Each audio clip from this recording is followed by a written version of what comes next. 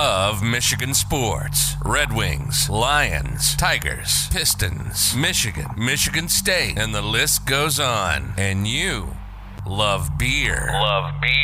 Who doesn't? What if we mixed the two together?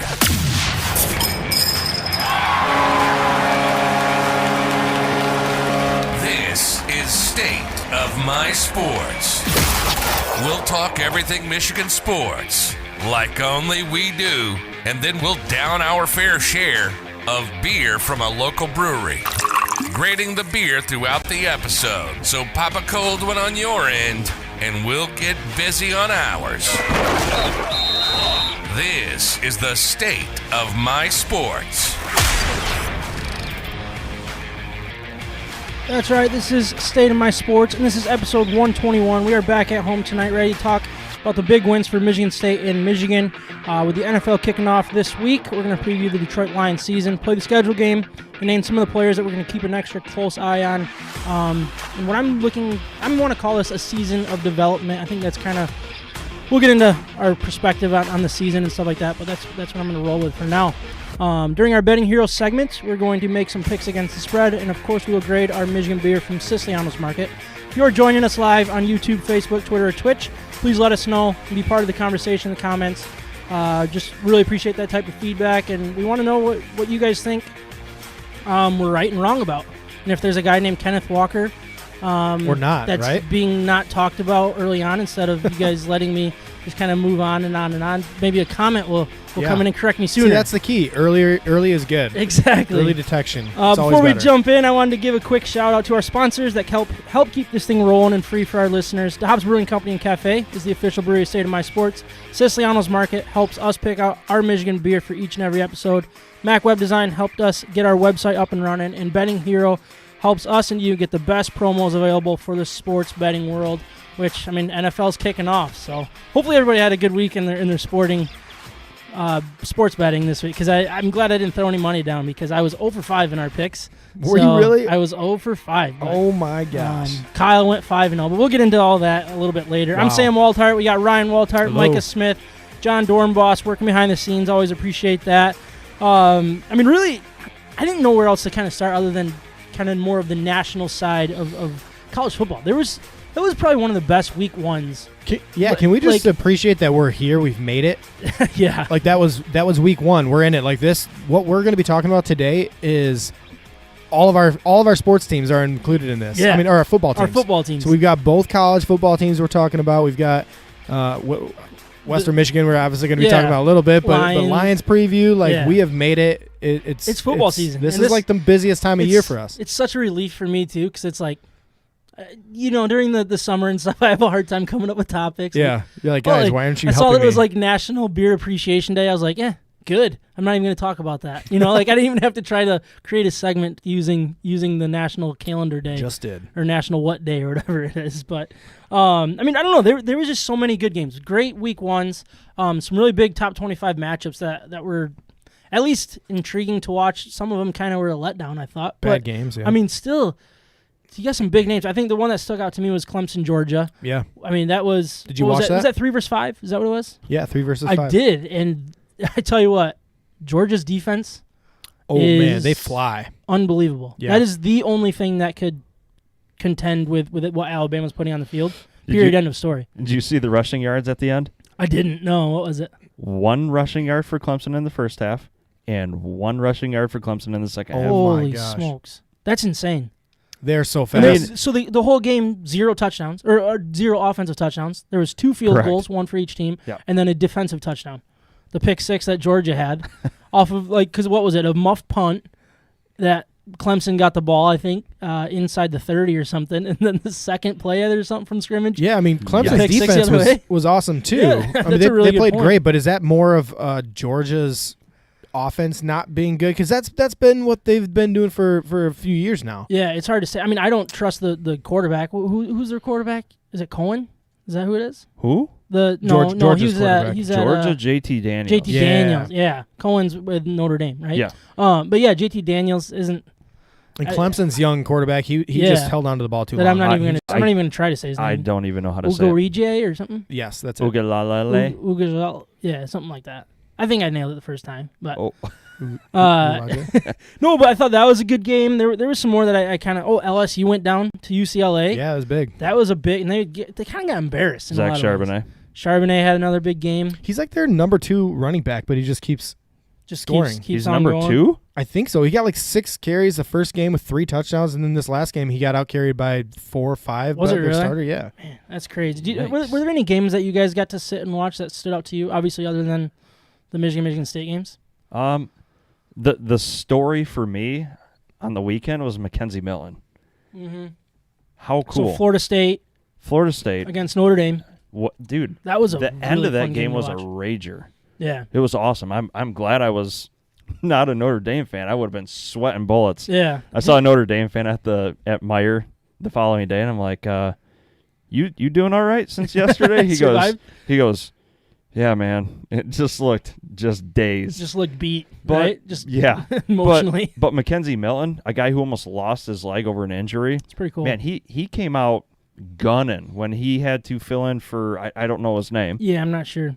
His helmet came off. He was only supposed to be in there for one play, and he just kind of lit the game on fire. Yeah, and it makes me wonder why they didn't start Milton to begin with, because the second that they had a chance to switch him, they just rolled with it. And it's like, I don't know. It was just kind of just a weird coaching decision, I guess, in my opinion. And I don't know Florida State's roster up and down. I'm not going to pretend that I do, but it's like it's kind of obvious who the better thrower is, at least. I know the Florida State guy's kind of a dual threat, but I can't think of his name either. That's all the background stuff you don't see. Like if one guy's a quote unquote leader, or they work really hard in the background in the locker room, the trust of the players. Like I don't know. Yeah. Coaches always make wrong choices for all kinds of reasons. Not in this state. They always make the right choice, right? Yeah.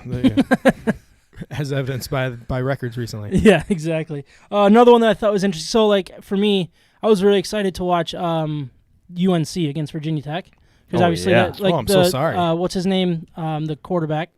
Howell. Sam Howell is like a guy that some people are talking about to be the next Lions quarterback. Could go to the Lions next year. Yeah. So I'm like, all right, I'm really excited to watch this game, and it was a letdown. And he looked not good. He looked rusty, I guess, to say the least, but he has nothing to work with. Yeah, but he also has nothing. I didn't think. He just did too much of what he's really good at, actually, is just like running around in the backfield and taking way too long to make a decision. Yeah. And that's, you saw like Baker Mayfield just thrive on that at Oklahoma, and actually the Oklahoma's another one that we could talk about too. Yeah, that game was insane. I didn't get to watch that one. Oh, you didn't? No. But it ended up being a pretty close game, right? Yeah, Oklahoma barely squeaked it out. Was it Tulane? And Rattler, Spencer Rattler was like throw 2 picks, I think, 1 touchdown. Yeah, I mean he was all over the place too. Was that against Tulane? Is that right? Yeah. Tulane, yeah. Okay, yeah. Another QB that Detroit might look at, right? Right, exactly. So it's interesting. Yeah, between those two guys, they're really the top 2 prospects this year for quarterbacks coming out. Yeah. And that's kind of the way I'm going to watch a lot of these football games is who the Lions could be mocked to. You know what I mean? And then Oregon, their defensive lineman, Thibodeau. Yeah, Thibodeau got He's hurt out for the year, I think. Right? I think isn't that what they said? I didn't hear season ender, I but I just heard he was hurt. No, I think it was just a sprain. Was it? Yeah, they weren't. I was hoping he could cause some havoc this week at OSU, but oh well. I guess we'll.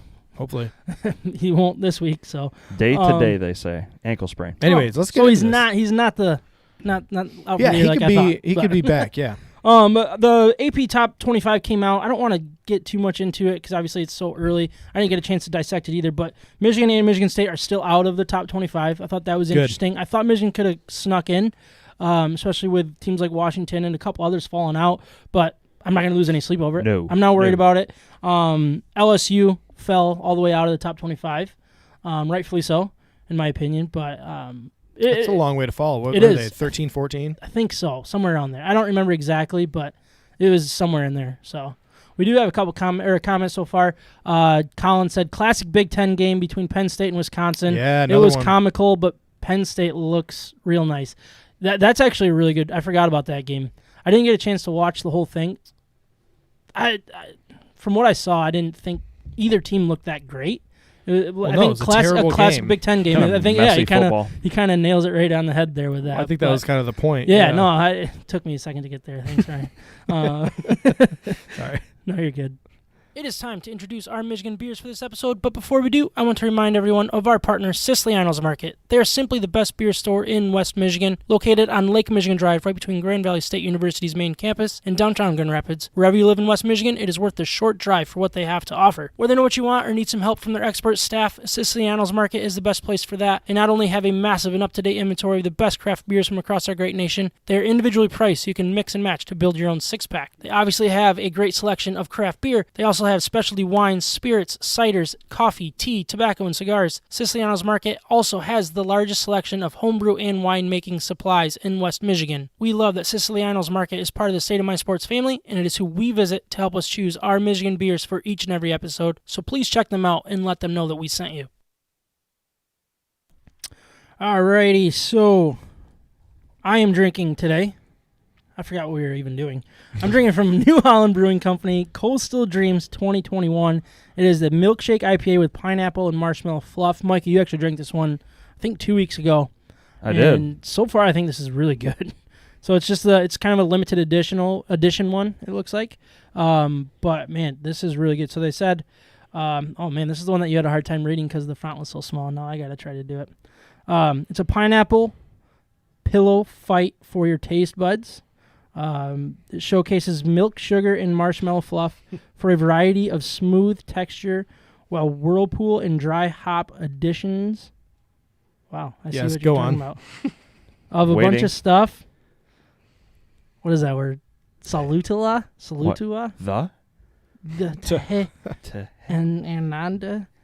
And all right. And El Dorado results in a tropical hop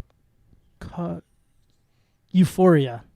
I thought it was a C. So, anyways, it's good so far. Crushed it. It's good. Well done.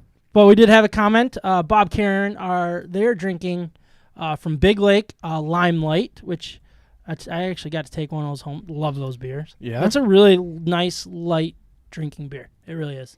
So like everything they have. Yeah, that's a good point. Yeah. What are you drinking, Ryan? I am drinking Blueberry Maple Stout from Saugatuck Brewing Company.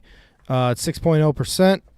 This little description: a rich, sweet stout with classic malt characteristics with a bold, unique twist. This beer tastes like you can cram a fat stack of blueberry pancakes into a pint glass and smothered it with maple syrup. Channel your inner lumberjack just because, and you're in for a real treat. So, yeah, you're a big maple syrup guy. Oh, I'm a huge maple syrup guy. You made us some old fashions. Old fashions. Yeah. Yeah, what'd you think? I thought they were excellent. So, yeah. But you put maple syrup in it instead of simple syrup. Yeah, maple syrup just is better for you. It's not just water mixed with the processed sugar and everything. It's actually real, and it goes, in my mind, it goes really well with the orange bitters. Okay. And so that's the bitters that I went with there. Also could have gone with aromatic. Both are really good. But anyways, yeah, those are good. It turned out nice. Yeah, for sure. This beer is really good so far too. I can taste the sweetness. I'm not a huge stout guy, but this really balances it out really nicely. It's easy to drink. Yeah, no, it's good. John, I haven't even talked to you yet. Is your mic working? I just want to make sure. I am alive. You are alive. How was your weekend? Good. It was good. It was busy. You said you played in some tournaments, right? Some softball tournaments? Well, I played in an 18-hole four-man scramble on Friday with friend of the show Trav Nickel and his dad Frank and how'd you guys do? Brother-in-law. I think we shot 11 or 12 under, but there were some other good teams out there. We just missed some putts, but it was all in all a good time. And then kind of had to switch gears to play some softball this weekend, a little wood bat tournament, and then a 35 and older up tournament. Man, the wood bat sounds interesting. I don't think I could do it, but it was a good time. It was just a lot of beverages out in the sun, and was able to catch up on a little bit of football here and there between games, but pretty much played throughout the day from 10 a.m. until 6 p.m. on Saturday, and then 9 a.m. until 1 p.m. on Sunday. Wow. So. Very nice, very nice. You guys must have done really well if you played that many games. Yeah, I mean, in the 35 and up team, we advanced into the semifinals, so that gave us 2 games on Sunday. But then in the wood bat, we lost our 2 out of our 3 right away, and that was kind of done. 2-loss elimination. So got it. Then Carrie commented, and she said she's drinking from Roke Brewing Company, the Rosé Kettle Sour. Ooh, sounds good. That one sounds really good. I don't know if I need to grade this beer, but from you should still tell us what you're drinking. Yeah, though. from last week's show, was able to come home with some of these Cotton Candy Haze IPAs from Big Lake Brewing. So good. And a hat that I wore all weekend. It's all sweated out now, so it's partly destroyed, but had some questions from other avid craft brewery enthusiasts throughout the weekend. Man. Did he drop the podcast to him? Did he tell I did. him? Yeah, the one it's more than Ryan's ever done for the podcast. Yeah, like twice as getting much. listeners and stuff. Yeah, love it. The one feller he was into NASCAR. I didn't say we cover that every week, but maybe we got to start doing that to hit that niche market. Yeah, I think we just did. Perfect NASCAR. There was a race. We this just said weekend it on Sunday. But so far, the I cotton don't know. candy, the cotton candy is tasteable in this IPA. It's pretty smooth. Nice, Micah. What are you drinking? From Eastern Market Brewing Company, their Market Day IPA. This is a limited edition, and it's actually brewed in collaboration with Ferndale Project in Ferndale, Michigan. I don't know what Ferndale Project is. I don't know. But it's a session New England style India Pale Ale. It's got Citra, Simcoe, and El Dorado hops. Their malts are the two-row oats and wheat, and a lot of pineapple, and it's a 4.9%, so it drinks really easy. Also, before you hit that button, if we're looking for NASCAR fans, I think they all like motorcycle racing, like dirt bikes and motocross, supercross. I'm your guy. Just letting you know. I should have hit the button before you said that. Okay.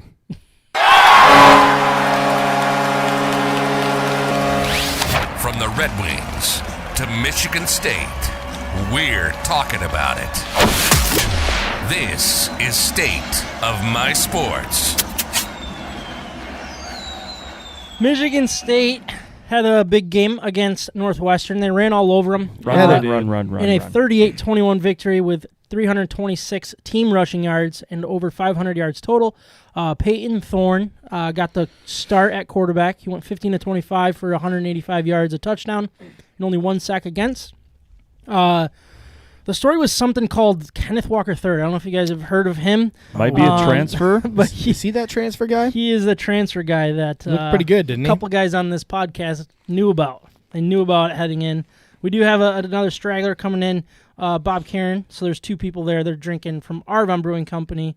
Their Orange Push. Great choice there. You got to love the sours. Oh, that's awesome. But yeah, 264 yards on 23 carries, which included a 75-yard rushing touchdown on the very first play, an additional 3 touchdowns. I mean, he just absolutely dominated. So 4 total touchdowns, 264 yards. I just have to repeat that. Exactly. I thought the defense is still a little bit of work in progress.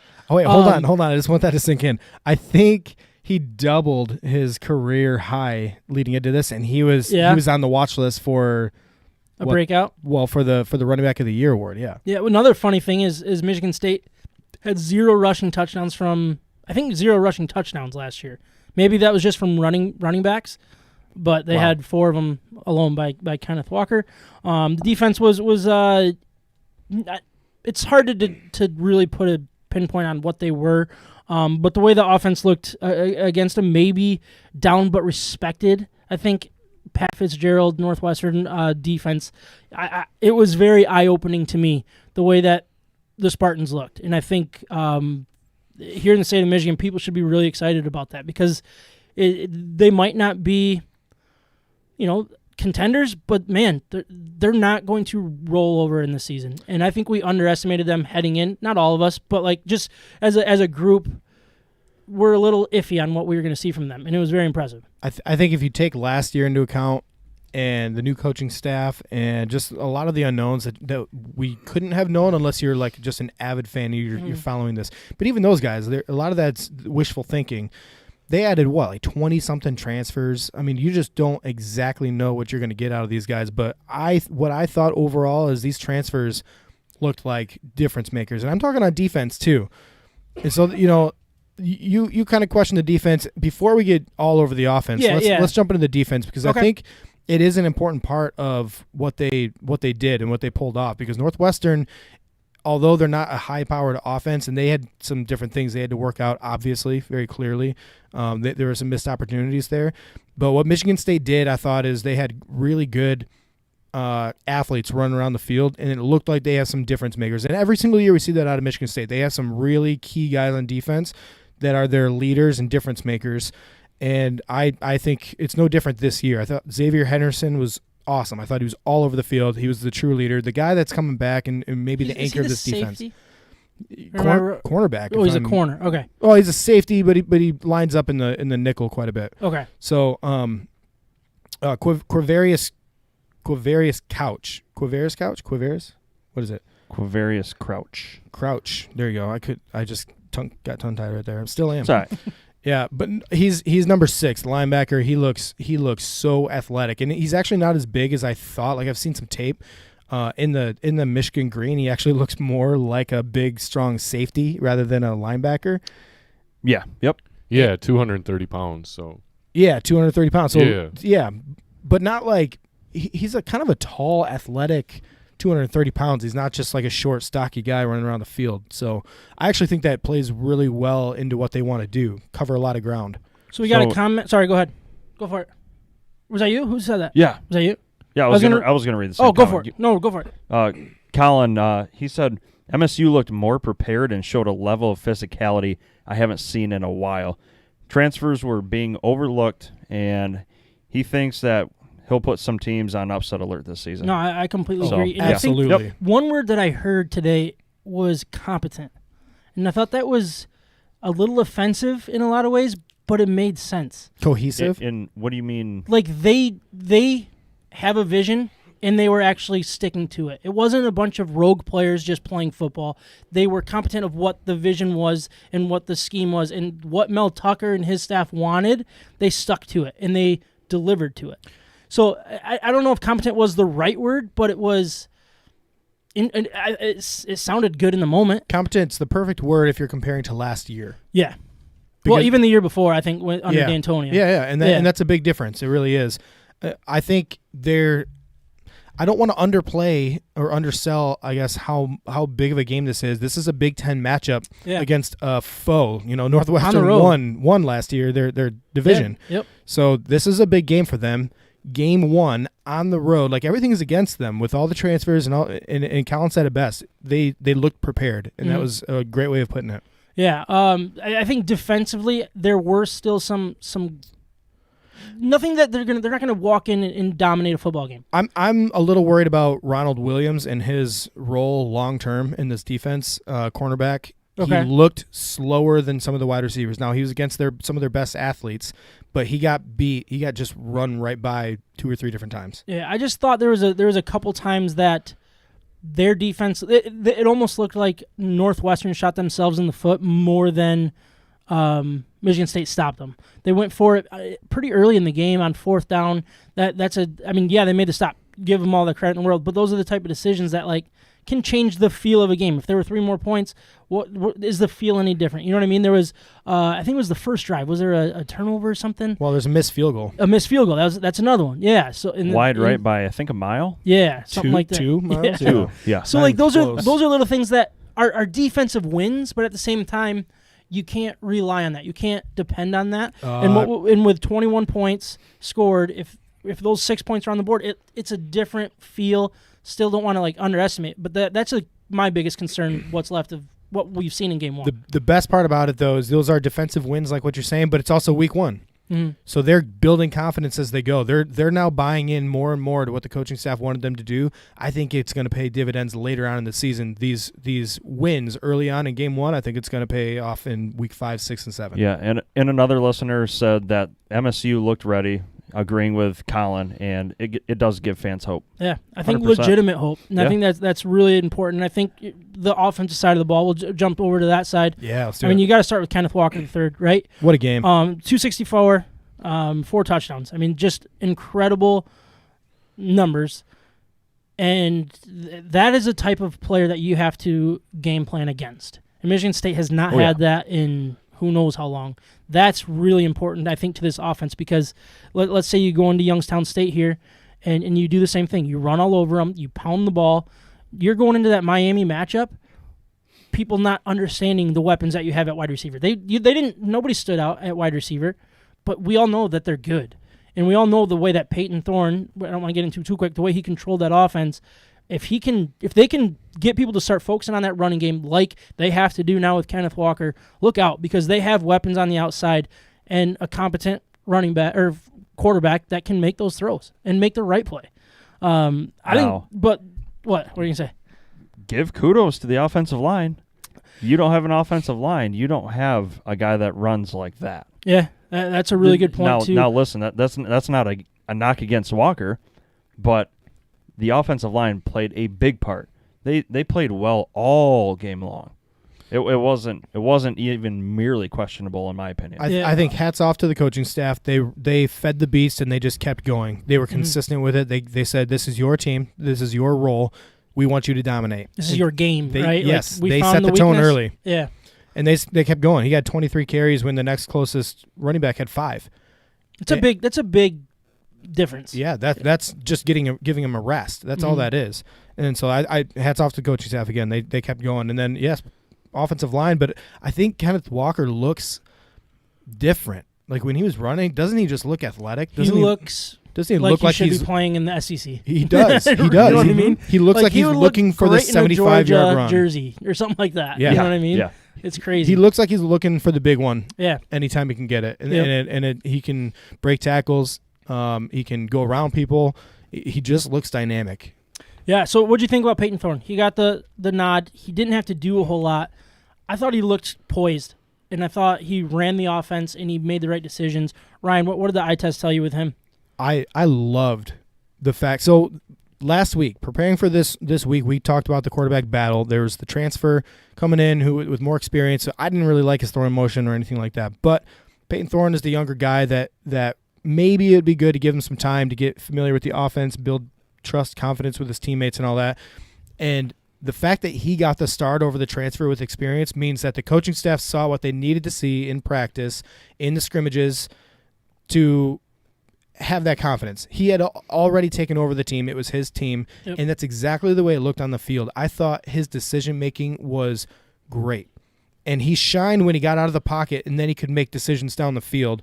And that's what we talked about his strength was. But what I was impressed with was the early decision-making leading up to those events. 3rd and 5, 3rd and 7, when you need to make something happen, he was at his best. He's going around the outside of the pocket, looking for something downfield, and then he's the dual threat run type quarterback as well. And he's got legs. He does, man. He's got legs. I was surprised when I saw him moving around. Like I don't remember seeing that last year as much, and I was very impressed. Yeah, and I just think his arm. Remember we talked about his arm being alive, like lively, and the throwing motion is smooth, and it doesn't get stuck anywhere. And that he just showed that off. Yeah. I thought he threw across his body, through the same direction he was running. He threw the nice, easy with touch over the middle. He threw the deep ball really well. Like I just thought when he needed those throws, he what was the safety net? Jaden Reed, right? You go to this guy that he threw to in high school, and Jaden Reed won a couple of those up top, just like we said he would. And I think he's in his comfort zone. He looked great. Peyton Thorne's efficient. Yeah, no, I think and I don't mean this in a bad way, he managed that game so well. When he didn't really need to, because you can rely on the running back, but game manager, I know makes people kind of roll their eyes. He's a very good game manager. From what we saw in week 1. He didn't need to do anything else. He didn't need to do anything else. Right. And he was okay with that. He didn't force it. But what he did was he just won all the confidence from his teammates. And now they just beat Northwestern when they shouldn't have on the road. And now his teammates look to him and say, hey, we got a quarterback too. We got a running back and a quarterback. Watch out. One quick thing, and I'm sorry I forgot to do this. Micah, happy 38th birthday, man. Good for you. I mean, I'm so happy for you. I'm looking for the clapping, but I don't know what that is. But wow. 38. Everybody's very proud of you for turning that. How old are you actually, though? 34. 34. Almost 38. Hey, congratulations for being 34. I am so happy to be moving on from 33. That's one of the worst numbers. That was just mean. Like, why did you do that to me? I'm just kidding. 33, that's my number. That's my next birthday. 33 was a great year in my life. Yeah, it really no, was. It's good. No, happy birthday to you, Micah. Thanks. Sorry I didn't say that during the intro. I should have. Man, I feel awful. Did you bring cake? Did you bring cake for us? I did. You did? Surprised there's no candles in these beers. I love cake. We should have got candles. I think we can change that, John. Yeah, let's get this thing going. If only there was like an app where it would tell me people's birthdays so I would never forget. It's also your sister-in-law's birthday. You guys have the same birthday. It which is. pretty cool. Yeah. Were we good with Michigan State? I mean, what were your overall thoughts of Michigan State? Then we can move on, Ryan. Man, I feel like I summed it up pretty well already. I think they average is like 10 yards per play, just over. If you take out the incomplete passes. Yeah. So your quarterback's throwing for 12 yards a game. Your rushing game's getting you 10 rushes a game. I know he had one for 75. That kind of distorts the balance a little bit. But that tells you that they're ready to move the ball up and down the field. And look out. I think with their defense, if their defense has confidence in their offense, it's going to make them better. And so I think their defense is ready to take a step forward as well with those playmakers that we were talking about. And their offense at all levels, quarterback, running back, wide receivers, to me, were so underrated in that game. They played great football. I think they're ready to take the game over when they need it down the line. And I just think they're a well-balanced team right now. And I don't think it's too early to jump on the bandwagon because I think beating Northwestern is that important. I do too. And we'll see what Northwestern ends up being. You know, it could be a down year for them, but I don't want to you can't overlook this win. They did everything they needed to do on the road, Big Ten. 38 points against a Big Ten defense. Very, very important. Very well done. Drinking craft beer, having fun, and talking sports in the state of Michigan. You're listening to State of My Sports. Michigan beat Western Michigan 47-14, which included 40 straight points after a 7-7 start to the game. Like MSU, Michigan ran all over their opponent with 335 yards on the ground, led by Corum. They also had 216 yards through the air for a total of 551 yards. Big plays really helped the offense with 76-yard touchdown, Cade to Bell, 74-yard end around by Henning, 30-yard run by Corum, and a 69-yard touchdown from JJ to Baldwin. The defense caused some havoc in the backfield, which was cool, but the numbers really didn't stand out to kind of get too excited by any particular player. I wanted to kind of start with Cade. We were just talking about Thorne and how he managed the game pretty well. I think that kind of fits Cade's mold. He did a little less. So he was 9 of 11, 136 yards. He did get the 0 touchdowns, but zero turnovers, which is important. And just he looked in control of this offense. He looked like the leader from snap one till they handed the reins over to JJ. Would you say 0 touchdowns? 2 touchdowns. 2 touchdowns, yeah. 2 touchdowns. What did you think of him? What did you guys think of Cade? Micah? Later. Your mic's off? Mic's off, noob. I'll take it. Every time. Every time. It's such a rookie mistake. No, leadership. Leadership through and through. You don't see rookie mistakes. You don't see very immature things happening on the field and off the field like we did with prior quarterbacks. And the play was solid. Again, like Peyton Thorne, I thought Cade was efficient.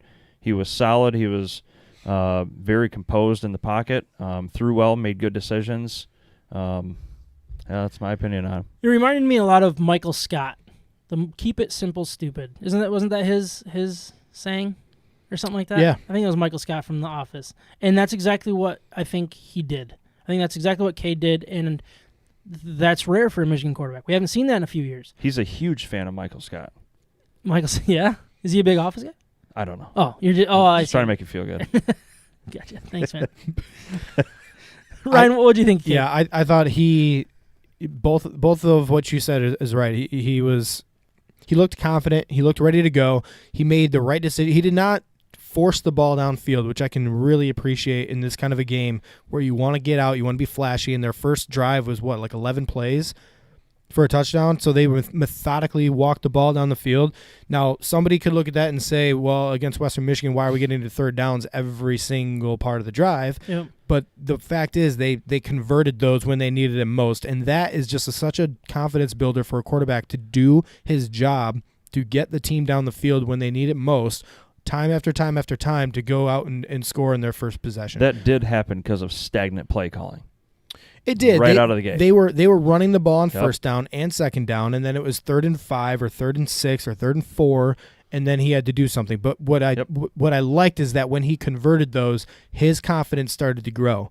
And then later on, we saw like his incompletions were not bad passes. I'm pretty sure he threw both of those away as he was scrambling out of the pocket. Yeah. So I think he made on every single throw, he made the right decision, and that's just great to see. And not only that, but some of those deep balls, that shows the touch and the ability where he's not just a game manager. I think and we saw it last year, I think he can throw the ball down the field with accuracy, and that's where he's going to be at his best when he gets to that second level. Yeah, I think that the most important, like the best thing that I saw about the deep balls was, the accuracy, but he was also throwing it like to a spot that only his receiver could get it. There were too many times like when Patterson was throwing downfield, it was a 50-50 ball. Yeah. These are not 50-50 balls. These are 95% balls. You know what I mean? And the catch by Bell that ended up being a pass interference, kind of a bad call, best was Michigan catch one of the ever. best throws. Like he threw that, and it looked like it was going way out of bounds. In my fingertips as that ball was going in. And it was a great catch, but he put that in a spot that only his receiver could even come close to it. I haven't seen a catch like that since I was playing flag football. When you were a quarterback? Oh, oops, sorry, go ahead. And then, but then even on the touchdown pass to Bell later on. Uncalled for.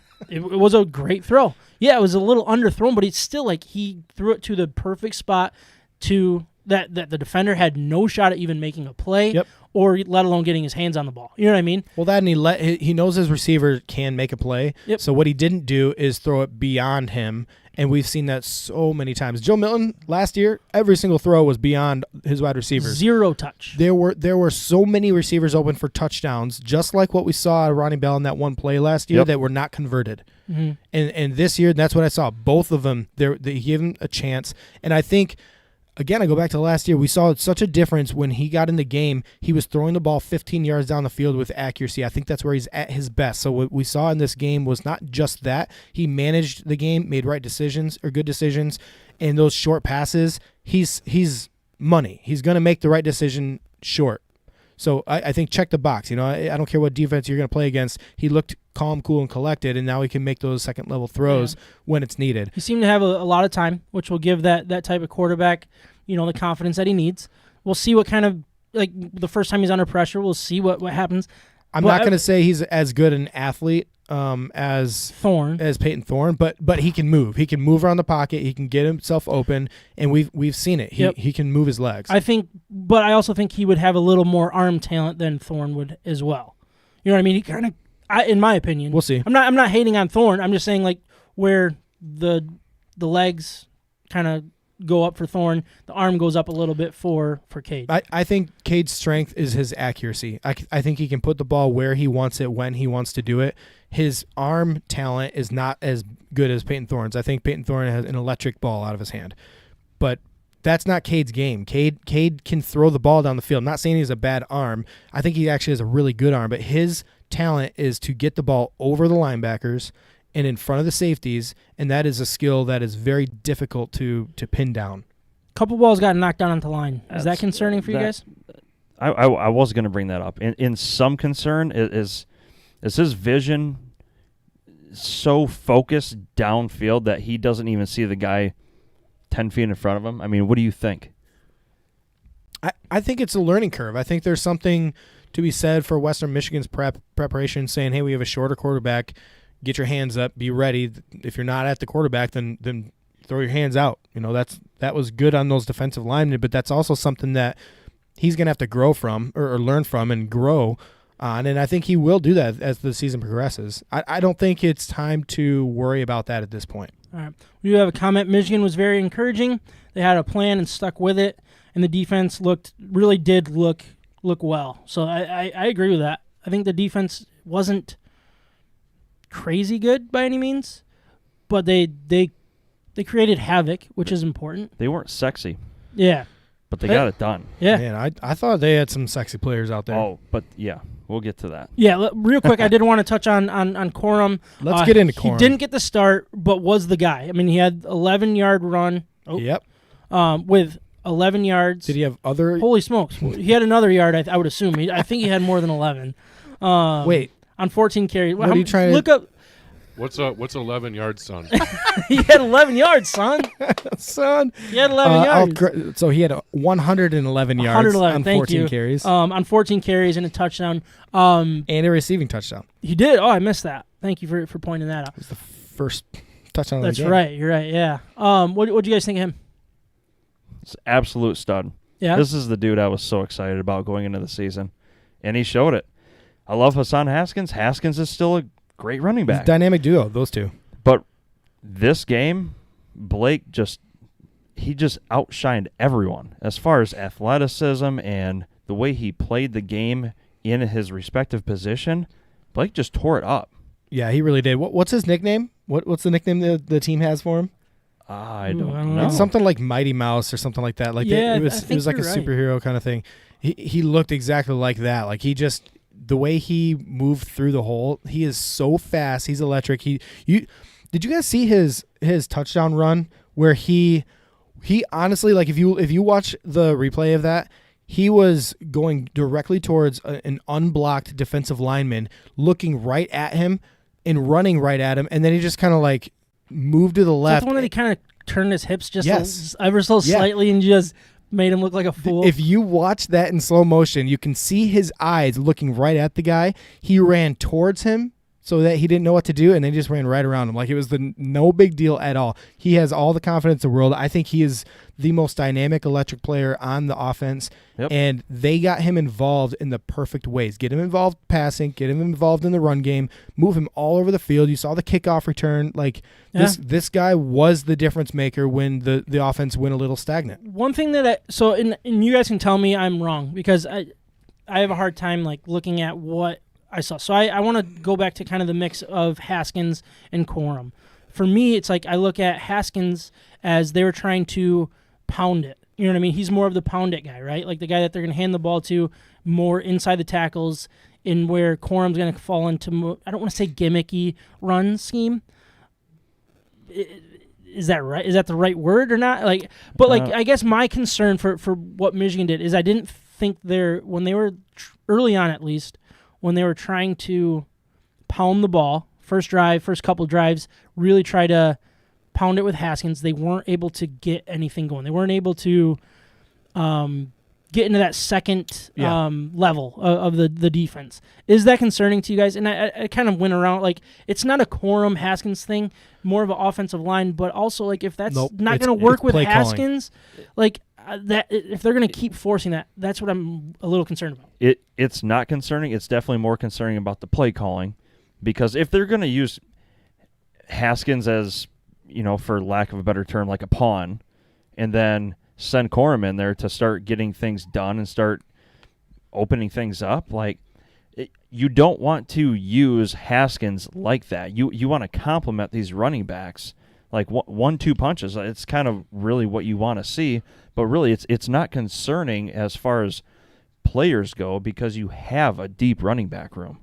You got Donovan Edwards sitting back there who got some playing time, but in the end, I don't think it's really concerning, but the play calling is concerning and how you're using him. It's not concerning at all. You saw Haskins break off that touchdown run. That's what he does best. He is difficult to tackle. He does not go down easily. He's got those, like, the way his hips move and swivel, and I think he has way better vision than people give him credit for. He had 13 carries for 70 yards. It's a 5.4 average with a touchdown. He played great. He played awesome. He wasn't Blake Corum, but he doesn't need to be. He needs to be Hassan Haskins, and that's exactly what he was. Early on, it was the Adrian Peterson on the Lions syndrome. It was like, first, second down, they're going to run it, stack the box, go fill every single gap with the linebackers, sell out because they're going to run. Like, they knew what was going to happen. When the offense opened up, you saw all the running backs succeed, and the passing game succeed, and that's more of the difference in my mind. I'm not worried about – I was so encouraged by what I saw in the running back room. I think this is the best they've been in many years, really. Oh, yeah. I am so glad that Kyle's here online. Oh, is he talking? Quote, he's the pound it guy. Oh, boy. Sam Walthart. Oh, there we go. Snip that one. I didn't miss him. Now we got to get into Ronnie Bell's injury, right? Let's get into that now. Let's just do it real quick. Okay. So, what a shame. He tore his ACL. He's out for the season. That's official. at this point. Yeah. And I just feel so bad for the guy. He had what a start to his season this year, and he's the captain. He's fifth year senior, maybe even sixth year. He's been around forever. I think it's just his fourth, but I could be wrong. Oh, really? It seems like he's been around. Seems forever. like it's been a long while, but yeah. But I mean, what a bad break for the guy. He tore his ACL on a play when he just was burning the punt defense, and I told him not to put him out there. there. This is actually a really funny story, and I feel bad that it's funny when we're talking about this. But so we're sitting at Micah's house with my sisters and the kids and stuff like that, and he's in the punt return, right? And Micah goes, "Why is he even doing that? Why is he the punt returner?" And then me and my sisters are like, "Well, he's our best athlete. Of course he's gonna be back there. Make a play. Go out there and make a play." So then, I still didn't like it. As he catches it and he starts breaking it, all of us look at him and say, see, this is why. And all of a sudden he gets tackled and he comes up limp. He goes, see, this is why. And it's like, holy smoke. It was one of the craziest scenarios because we talked about it literally before the punt was even made. And then seconds ensuing our conversation. Throughout the play, it was absolutely insane. But I mean, I agree. Too bad. It sucks that he's hurt because he is a leader. And now I think his shoes can be filled a little quicker than I and that might be unfair because he is they've that got some important, people not to the extent. but they're deep enough and Yes. they can bring Yep. this is going to give another young guy playing time. Well, you know what I mean? Dalen Baldwin too. Dalen Baldwin had that huge touchdown play. Yeah. It's good hands. He caught the ball. Yeah, no kidding. But I think he's going to have an expanded role, and then also Roman Wilson and Sanderson? AJ Henning. Oh, yeah. AJ Henning. I think AJ Henning is really the one that I want to take more of an take this over. Yeah. Take the opportunity. He can. He I seems think to be the guy, the fit. I think he's the biggest talent out of all of them. Yeah. The steady guy would probably be Dalen Baldwin, and I don't know. I'm not trying to downplay what Bell was. No, what? Oh, sorry. Well, you still number have 14. Cornelius Johnston and then Mike Sanders still. Yeah. Yeah, I think they can do it. Roman Wilson, I think, is he's really the next Ronnie Bell in my mind. Like the way he plays, I think he could tall, end up lanky, and fast. Yeah, he could end up being Yeah. Ronnie Bell in 2 years. Yep.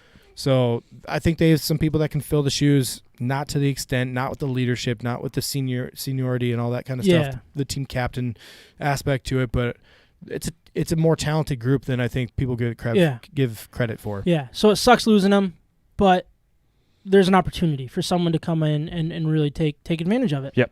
So Yep. It sucks, but injuries happen and you move on. Feel Real bad quick for on him. the defense, give us a couple thoughts on there, and then we can kind of move on to the Lions quick.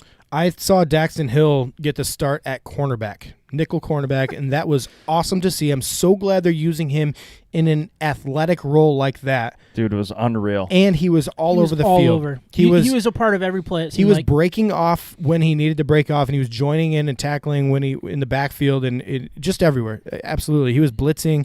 They were using him like It's almost like a less flashy, less arrogant Jabril Peppers. I was gonna say a mixture between Woodson and Peppers. Yeah.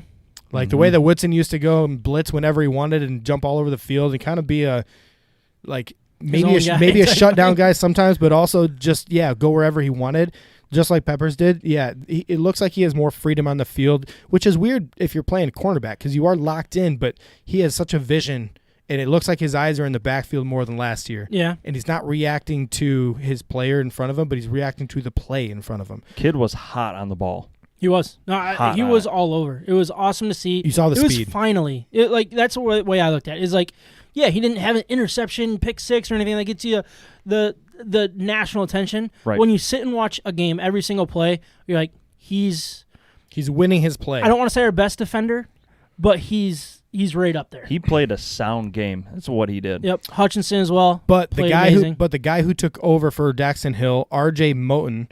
Yup. Who man, so I already talked about a number 6 safety on Michigan State, and I was impressed with how good of an athlete that dude was. But R.J. Moten on Michigan's team, equally as impressive. I thought he stepped up, and he is exactly the kind of athlete that I want playing safety because he laid some big hits on guys too. So I saw him putting some licks on some guys, and a good enough athlete to cover some ground. And Nikai Hillgreen Also was a standout. Nearly in on every play. Yes. Making tackles. He is fundamentally good at tackling. The man knows how to tackle. And we've had problems for years with tackling. We're trying these cute little arm tackles, trying hits like the big boys do it in the NFL, and it's not the way it is. And Nikai Hillgreen played a very, very sound game. So the big thing that happened, another big thing that happened was Washington went out and lost to Montana. What was it, like 10-7 or something? It was an ugly game. Another low-scoring game. But that's who Michigan's next opponent is. This was supposed to be like the big matchup for week 2, or one of the big matchups, I should say. And with Washington losing, it hurts the national feel with the 2 ranked teams and what's going to happen, slugfest. Right. But I don't think it needs to change the way Michigan or Michigan fans look at this game. Or, who cares if it's a win against a ranked opponent? Just win. You got to win. That's the way I look at this type of heading into this game is whether Washington won or lost last week, this was just a just win. I don't care how it looks, how it happens. Get it done. Michigan's at a point that it's you can't judge your wins. Like you can't underrate a single win. You know what I mean? And if you go out and beat a Power 5 school that is supposed to be pretty good, if that's the right word, go out and do it. If you want to move up into the top 20 of college football and not ever start outside the top 25 again, like you have to win these type of games. Washington's a good team. They're a capable team. They're not. They had a bad game, and you cannot say that teams don't go through those, especially early on in the year. Like that just happens here and there, especially with college football. So Washington is going to be much better competition than Western Michigan. Yes, but I think what you just said, Sam, is saying like yeah, some people would say we're maybe overblowing this game against Western Michigan. I don't think so. I think this is important. Every single game right now for Michigan is important after last year's season, and that's just where we are with the program. So, just like Michigan State, every single win is that big of a deal because of recent history. So to get out of that recent history, you must win games that you should win, and this would be a big game. Power 5 school. It's not Western Michigan. It's somebody with a real name. Before we get into the main topic of episode 121, I want to remind everyone that the Hops Brewing Company and Cafe is open and pouring some of the best craft beer in West Michigan. Their revamped food menu, rotating taps, wine, and ciders make the Hops perfect for whatever you have going on, from dinner with the family, late night drinks with friends, and everything in between. The Hops is becoming a staple in the West Michigan restaurant community that we highly recommend to our friends and listeners. And they had that coupon go out for get a beer for a nickel for a meal over $12. So if you haven't used that one yet, please do so. They're the official brewery State of My Sports in 2021. And if you mention State of My Sports, you'll get a nice little discount off your first beer. We're going to jump right into some Detroit Lions now. Kind of preview the way that we did with Michigan State the last couple weeks. And really this will be our last preview. And that it kind of feels good. We can kind of move past it here. Get past it. I mean, previewing professional teams is a way different feel than college because there's so many question marks, I feel like, in college. But then you look at this Lions team, there's a lot of question marks here, too. But we know they're names. Professionals. We know the names. Exactly. It's not, 24/7 Sports told me this guy's going to be good in 2 years, and it's 2 years now, so he's going to be good. No, we know these guys. They're professionals. This is what they get paid to do. And we know a lot about them. And I think starting with the offense, let's start with the quarterback here. Obviously, it's Jared Goff replacing Matthew Stafford. I'm very intrigued. Perfect I word. think that's where I'm at with the Lions in general. I'm very intrigued. But Goff is one of those guys that I've never thought was as good as the NFL thought he was when they were winning. But I also don't think he's as bad as the NFL thinks he is now. And where is he going to fall? Where is that going to end up in Detroit? Year one, I think, is a really big question. I mean, if we've got to get into year 2 and see how it develops. But year 1, he's still probably one of our best players. Whether he's good or not, we're not gonna learn a whole lot about this guy unless it's surprisingly good. You know what I mean? So NFL has Jared Goff ranked basically dead last out of all quarterbacks in the NFL. Yeah, he was behind even some backups, I think. Yeah, he was, and I think I know he's not as bad as that. He's not the worst quarterback in the NFL, and I agree with you. Last year, that is not true. Jared Goff, he was in a really bad situation and still won a playoff game for him. So, I think he has something that I'm not gonna say he's a standout quarterback or a top 10 talent or anything at this point, Yep. but he has been in the past. And he's not the worst like he was last year. So he's somewhere in the middle, and I don't know if that's good enough. If he's, let's just say in the end, he's the 20th ranked quarterback and 20th best quarterback in the NFL. No, I don't want to build my team around a 20th best quarterback in the NFL. I'd rather go get a big-time talent in the draft. But he's not the worst. So let's stop pretending that the Lions are the laughing stock of the NFL, because I don't think they're a laughing stock. I think they have too much talent to be a laughing stock.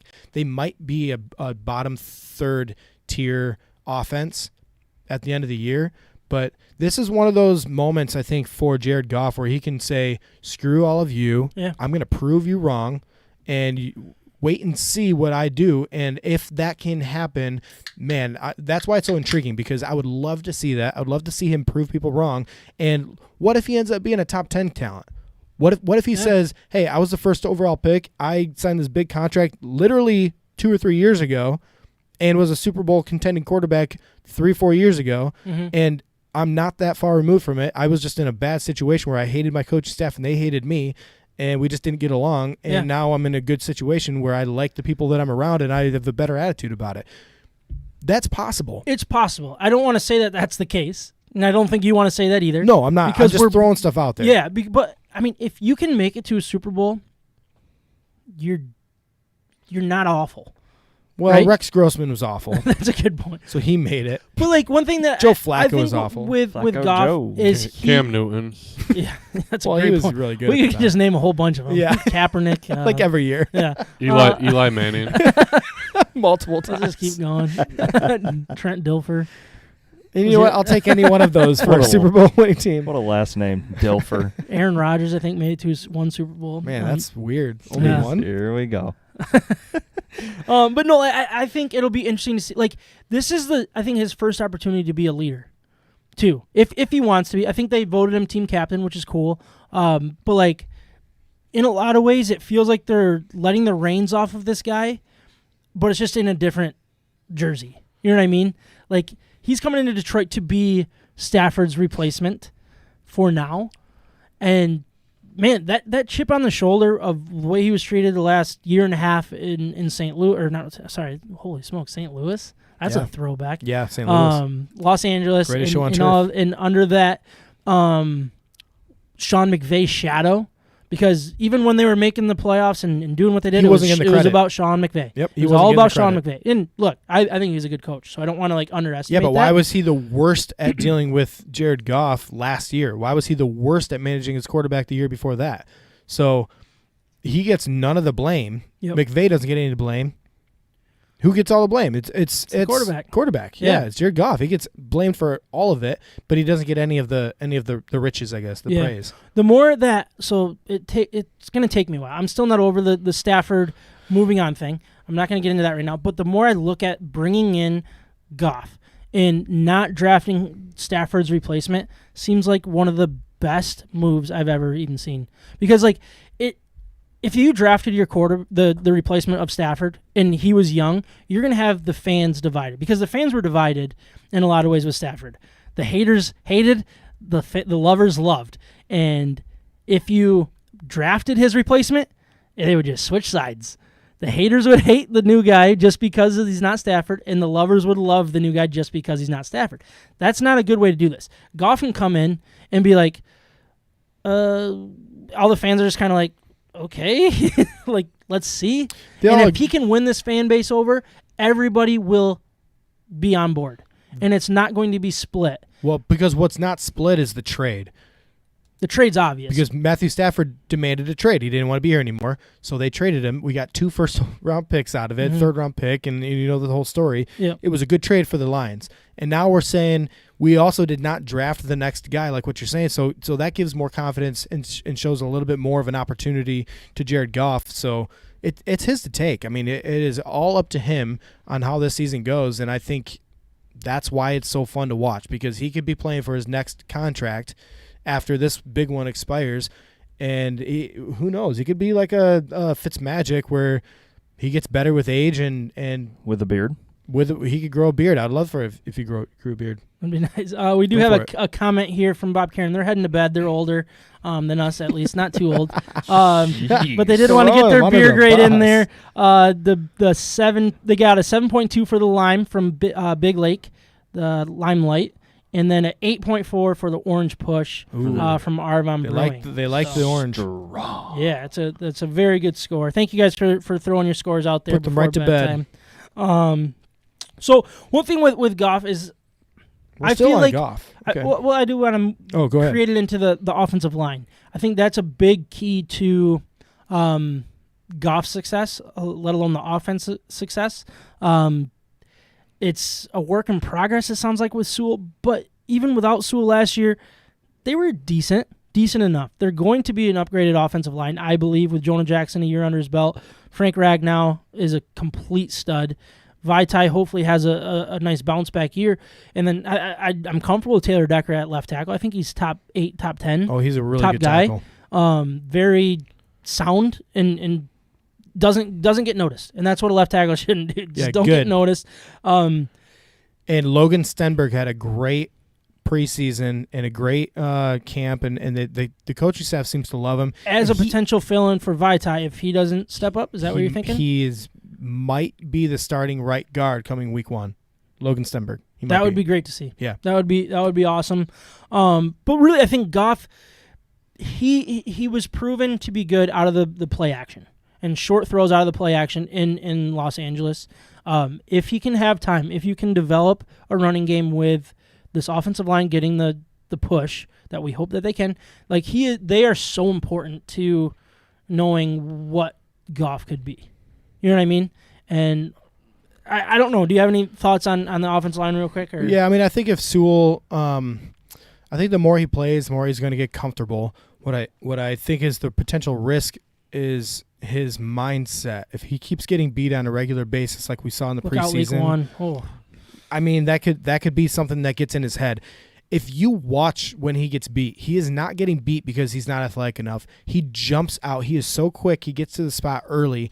The problem is when he's at the spot, the defensive linemen that are now the really good defensive linemen can adapt to whatever is in front of them. So they do a different move every single time based on the leaning, the hand placement, and all that stuff.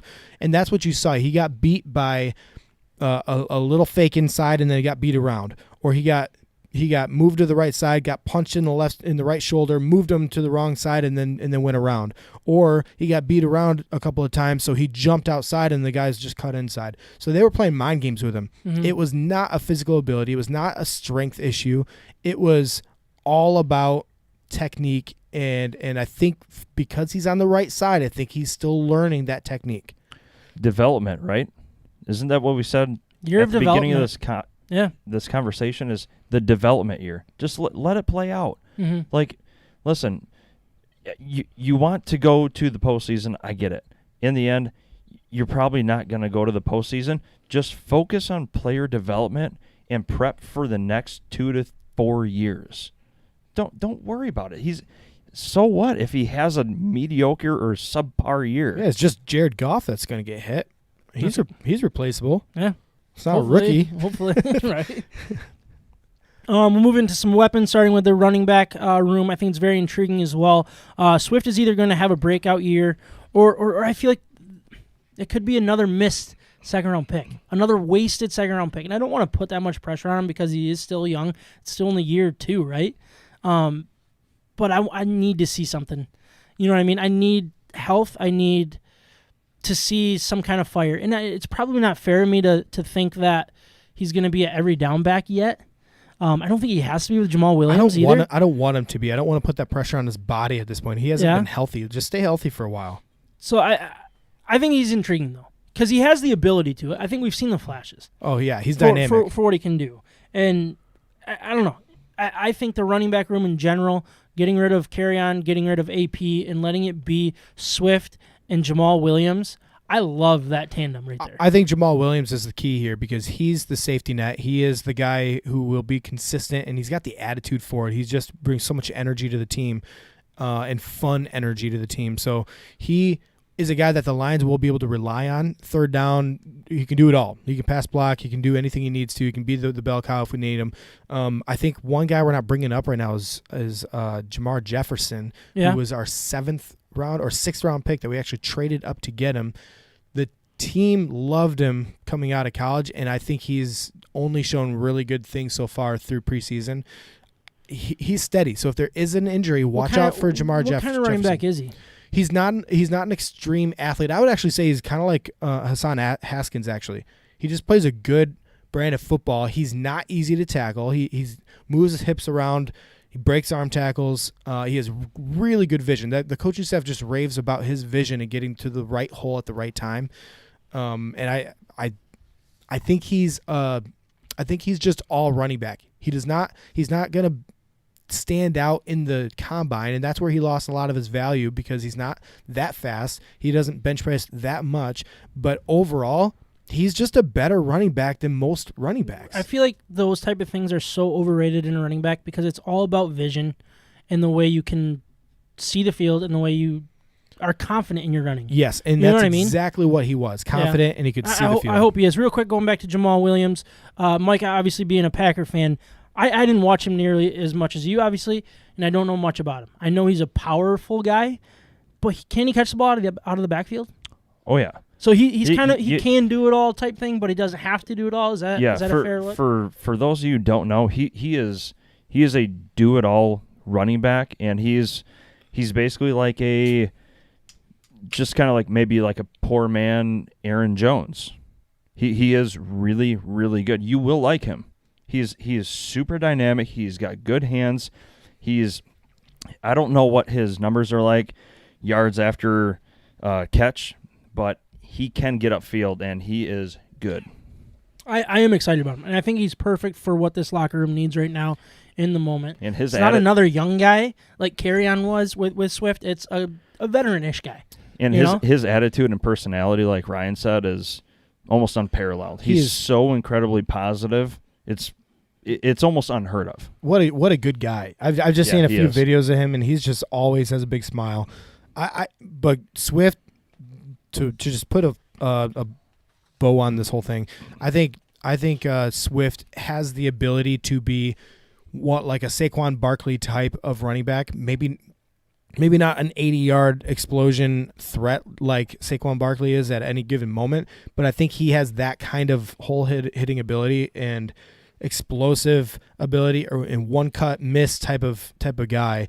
And if he can stay healthy, and if he actually can be healthy for an extended period of time, we're going to see really great things out of him.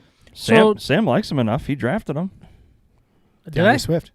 Jamal Williams? Yeah, I drafted Swift. Yeah, Swift. Oh, nice. For sure.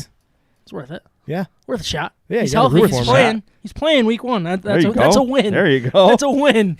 More weapons, wide receiver, tight ends. I just look at this as a wait and see. Obviously, Hawkinson's going to have his. He's going to be very important for Goff. He's, I think, due for a nice big season. But the wide receiving room still feels slim, and I don't want to overthink it, because you look at playoff caliber teams, like the teams that are in the Super Bowl, they don't have the guy. You know what I mean? It's not about the number one, Devontae Adams, like DeAndre Hopkins. You don't need that freak of nature that you can rely on with 12 catches a game. You don't need it. It's nice to have, but you look at this and it just seems thin. So real quick, the names that we're looking at. The Buccaneers only have 3 of them. Yeah, that's a good point. That's an anomaly, though. I feel like, right, from previous winners. A what? I said it. Okay, I'm not gonna try it again. Tyrell Williams, Tyrell Williams. Amon Ross St. Brown, Khalif Raymond, Quintez Cephas, Kadero Hodge, who was the Cleveland cast-off, Trinity Benson, who was the Broncos trade, and then Tom Kennedy. So you got a lot of names there. I'm just in wait-and-see mode with this wide receiving core. I think the wide receivers could be good enough, but I think it starts with that running game. If they can introduce a running game and really make that something that people have to worry about, that's when these wide receivers are going to be okay. Good enough. Khalif Raymond is an amazing athlete. He really is. If people haven't seen him, if they're not familiar, you will get familiar. Khalif Raymond is a name to watch out for. He is hard to stay in front of. He's quick twitch type of athlete. He's a return guy. So you're going to like him. I hope he has the hands for it. That's the one question. Sorry, who are you talking about? Khalif Raymond. Okay, sorry. The next guys that you just brought up, Kadero Hodge, I've always liked him in the Browns wide receiver room. They're stacked there, so I see why he was cut. I think he could be a steady type of receiver, maybe like even an upgrade to Quintez Cephas if he doesn't work out. He's a little bit more athletic, but steady. And then Trinity Benson is the one that I wanted to highlight here. He is actually a guy that I'm pretty excited about. I think he has a lot of ability, and Broncos Nation they weren't happy about it. They weren't happy about it at all. They really wanted to see him in the lineup, actually, like getting reps, and that says a lot with the receiving corps that they have. Mm-hmm. So someone's bound to stand out. You're going to have one receiver stand out at least throughout the year. I mean, who do you expect it to be? I mean, I hope it's a young guy. We would love Amon-Ra St. Brown. I would love for him to be the guy. I don't think he's built to be the guy. I think he's a Golden Tate. I think he is the next Golden Tate for the Lions offense. Like, he could be the Lions #1, but he wouldn't be in a successful team. He's a Hines Ward tough guy that just all the defensive backs hate because he plays a little bit too hard for their liking.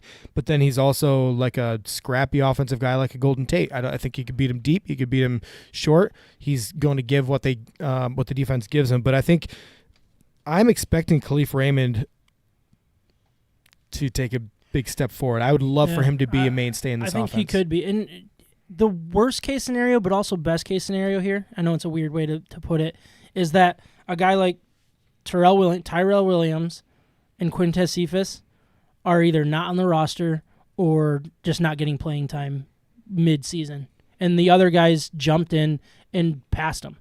And I would hate to lose, like, what was he, the third-round pick, Cephas? And that sucks, releasing a guy like that or moving on. Pick. Oh, I thought he was earlier than that, but you could be right. You might be right in the middle there. Fifth round, yeah. But I've never really liked him, so like I'd be okay with moving on from him. But at the same time, it sucks losing that type of asset, if you will, when he comes with a pick. John, what round was he drafted in? 5th round. So I was right.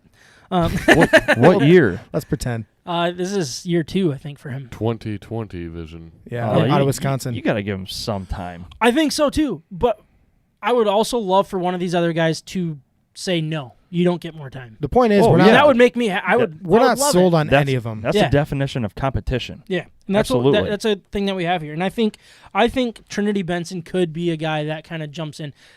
Again, he doesn't kind of fit the #1 mold. He's kind of like the Cooper Kupp, I think, if you're going back to a Goff run offense with speed. But I don't know. It'll be interesting to see. None of them are #1s. Tyrell Williams is the closest #1. He's done it before. He's not going to be that guy again, but he'll show flashes. We'll see him. So we'll move to the defensive side of the ball, starting with the defensive line. I personally loved it. I love the defensive line, and I probably shouldn't. I feel like I've loved them longer than I should have. I've been high on them even going in the last couple of years. I like them too. Health permitted. You have high-end guys there. I think it starts with Michael Brockers. I love bringing that guy in. I think he could be a guy. I think he played a much bigger role than the NFL gives him credit for in what other people did around him. His stats weren't crazy. He wasn't explosive or like getting in the sacks or anything like. His numbers aren't what's important. He's not bad at getting sacks. It's not bad, but I think what he does and what he brings to a team is not measurable in stats. His leadership, but also like creating havoc to give another guy option. The Rams paid him a decent amount of money. Yeah, they did. And they couldn't afford him. That's basically why the Lions had. I think they traded for him. Right? Was it a 7th round pick or something like that, or a late round pick of some sort. But that was why they had to move on. It's not that they didn't want him or he wasn't useful. I think he plays a big role in what the Rams do on that defensive line, and I hope that he can bring that into what the Lions need him to do. Well, not only that, last year's late round pick, John Pennicini, was awesome. But he's a bigger guy. He's a run stuffer. He's not going to get after the quarterback too much, but he moves bodies. Mm-hmm. That's what he's there to do. So he can help develop John Pennicini. And then the two defensive tackles that we got this year, Aleem McNeil and Levi Onwuzurike, you couldn't ask for a better role model. Just personality, the person himself, and then also his play on the field. He's seen everything. He knows what to do, how to react to each situation. So those guys are getting to learn from a true veteran, a leadership guy. He seems to be the leader in the clubhouse on defense. Yeah. Yep. And he's the voice of the defense right now out of all those guys. So I think it was the perfect veteran presence to bring in with this young group of guys. Yeah, and you didn't bring up Deshaun Hand. I know his injuries have been an issue. If he can be healthy, I still think he can compete in this league. I think they put him on the IR for now, right? First 3 weeks, he's definitely out. Yep. Which get used to. I mean, we're all used to that now. But yeah. And then I did want to put the outside linebackers on the defensive line because I think we're going to see them there more. It's going to be similar to what Michigan's kind of transitioning to do, right? But Trey Flowers and Romeo Okwara, I mean, who would have thought that somebody would pass what Trey Flowers is important? I think Romeo Okwara might be our better guy. He's the key. But Trey Flowers is no slouch either. If it all is, he's not, the league hasn't passed him by yet. So I think is what I want to say. Trey Flowers, if he's healthy, he is a really good all-around defensive end. He can hold his own in the run defense, and then he can also get to the quarterback here and there and get 7 to 10 sacks a year. We've seen him do that on a bad defensive line with the Lions. And then what Romeo Okwara's breakout year last year, he is the key because he's the speed guy around that can bull rush when he needs to.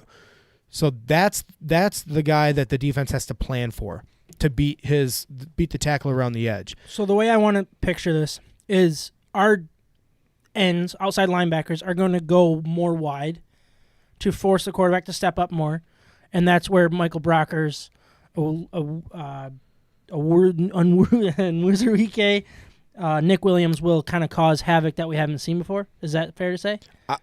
So Romeo Okwara is going to be the one to beat guys around the edge. Okay, so it's kind of like it's a little offset, right? All right, and then Trey Flowers is going to be the one to engage the defensive lineman and break off to make the run stop when he needs to, and then maybe use his hands well enough to get through the inside or the outside for the sack.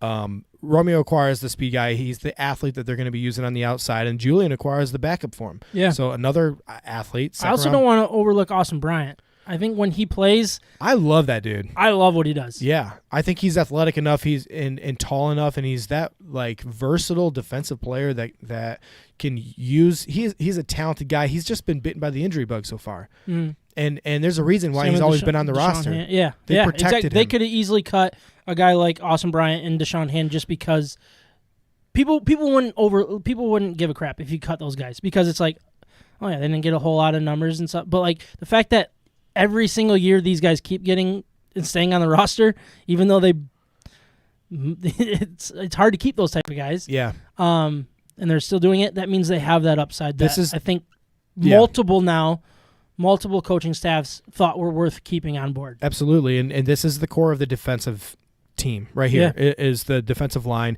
And we didn't even talk about Levi Onwuzurike yet. Yeah. And honestly, so I watched his last game against Pittsburgh. I saw a film study on him and what he did every single play that he was out there. And I got so excited with his first step and his ability to make plays in the backfield. If you haven't seen that, try to look for his highlights in preseason week 3. And I don't care if it's preseason. I don't care if you want to laugh at me. He beat his man one-on-one. He beat his double teams more than one time. He beat double teams right and left. I think he is such a natural ability and strength to just hold people off with that hand and get cause havoc in the backfield, just like what we drafted him to do. And I'm thinking he's going to trickle into this defense as the season goes on, and it's probably the right idea. Get him motivated, let him learn a little bit. We got a lot of veteran presence right now on the line early on, and then as the season goes, let him. And loose. you can have that rotating door and keep guys fresh too. And if you can keep your guys fresher than the offensive line, you're going to make those big plays. You're going to catch the quarterback on the blind side, cause a turnover, cause a bad throw, all of those things. Another person that wasn't mentioned was Aleem McNeil, who's actually going to get the start, it sounds like, at nose tackle. It's looking it sounds like that. Which is awesome. Yeah. I mean, that's great to see. We'll see what it turns into. But moving to kind of a less deep side, if you will, of position are the linebackers. So the inside linebackers are going to be Alex Anzalone and Jamie Collins. Sounds like they're going to get the starts. Seems like they're getting ready to get passed at some point this year, hopefully, by a guy like Derek Barnes. Yeah, Derek Barnes could win a job easily. Yeah, but that would be because he shines and not because somebody else loses it. I think Alex Anzalone he's a fast, athletic linebacker, so he's going to fill a need for this team based on their 3-4 defense. Okay. And he's going to cover a lot of ground. So I think he'll be serviceable. He'll be okay. He's not going to be a strength to the defense. Jamie Collins, I think he is that bigger linebacker, but he's also fast. He is versatile, and he has not played poorly the last couple of years. No, I agree. I was actually kind of surprised that we kept him though, just because he shines in the Patriot way type defense. We saw him do really well in the Patriots, struggle with Cleveland, go back to the Patriots, do well, come to Detroit in the Patriots regime type thing. This is still a 3-4 defense, but the fact that we didn't move on from him is encouraging to me, and I think it's important because he's going to be the mic, right? He's going to be the guy with the headset. He's going to be the guy directing these young players. I mean, our corners are I think we have 0 guys in the secondary that's over 25 or something like that. Yeah, it's the youngest it's something group in insane football. like that. I think Warriors are the oldest guy or something. Third year. But anyway, it's just like I like it, but our biggest that's been our weakness, right? Covering tight ends with our linebackers. Every team seems to find a way to expose that, and it never works. But who's been responsible for that? I would assume the scheme. That's what Alex Anzalone was hired to do. Is to cover tight ends. And be the more athletic speed linebacker to cover those guys. And look at his backup, Jalen Reeves-Maben, who has not played the last few years. At least other than special teams. And he's been a standout on special teams, but he's known for his speed. That's why he was drafted at the time before the last regime got there. So you think it's a scheme issue that we've seen in the past? I think linebackers are such a scheme fit. They're so dependent on that, and they can be great athletes and they can be standouts and everything else, but if you're not one of those world beaters, then you better fit into the scheme or else you're going to struggle. So move down to the DBs. Jeff Okudah and Amani Awarie are the 2 guys there. Prove it, yeah. Ifantu, I don't know. Ifichu Melifonwu. Yeah, whatever his name is. Well, I'll learn it when I need to. It will be kind of that next guy in. But Tracy Walker and Will Harris are the safeties. I like the safeties. I like the potential of the corners. I know it's probably hard for people to hear what we saw the last couple of years. But what do you think about the secondary here? So Dean Marlowe was cut, right? But then they got him back. Is that true? Am I remembering honestly, that right? I don't even remember that.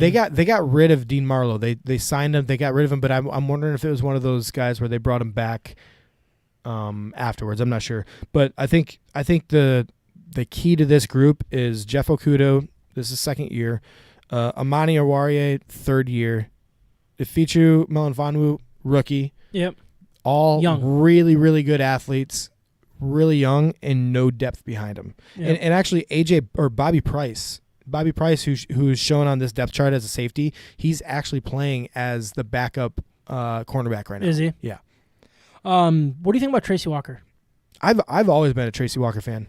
I think he could be.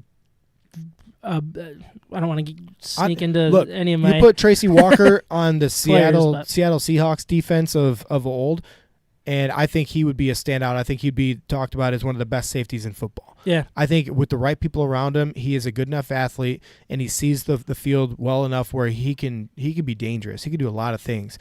Now, he was left on an island a lot last year, and he was basically a glorified cornerback, and that's not his best strength. I don't think he's a bad corner guy against safeties or anything, but that's not what he should be used for. He's too good of an athlete and sees the field too well to be used like he was last year. Yeah, we'll get into that as we get into some players here in a minute. All right.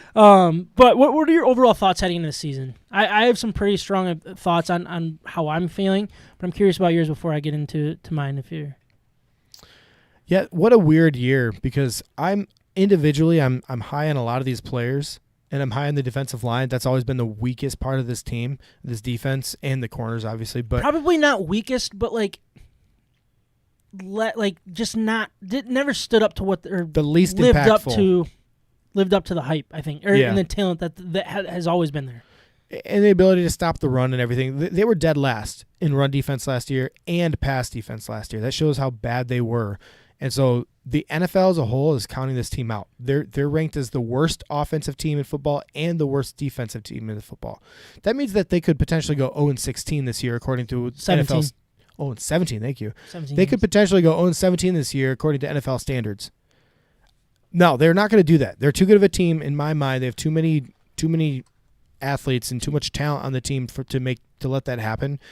But this team could be a 3-win team.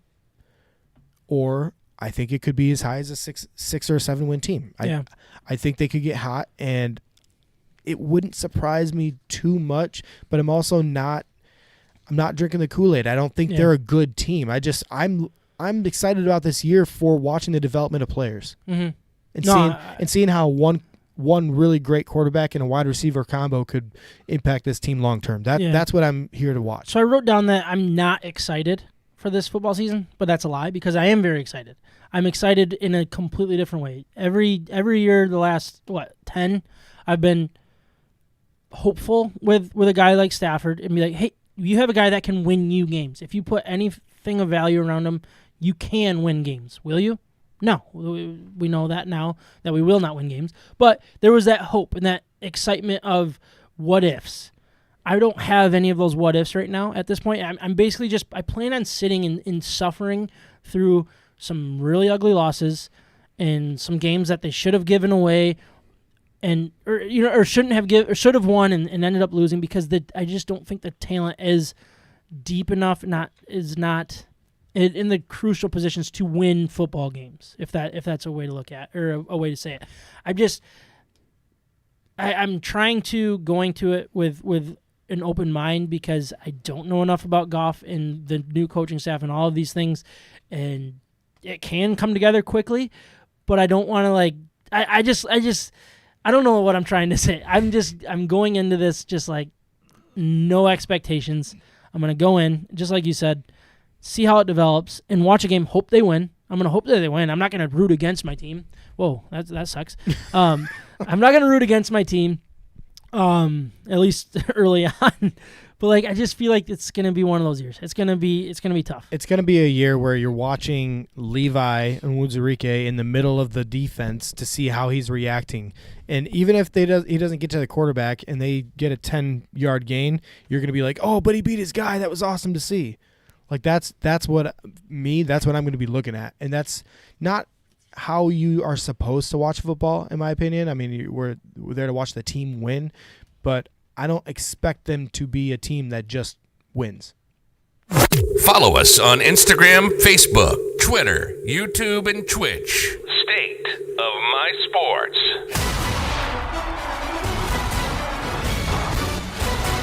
Did want to get into some players. So like we did with our college football teams, we got some breakout players. Don't forget about rebound and a dark horse MVP type thing. We'll start with a rebound player.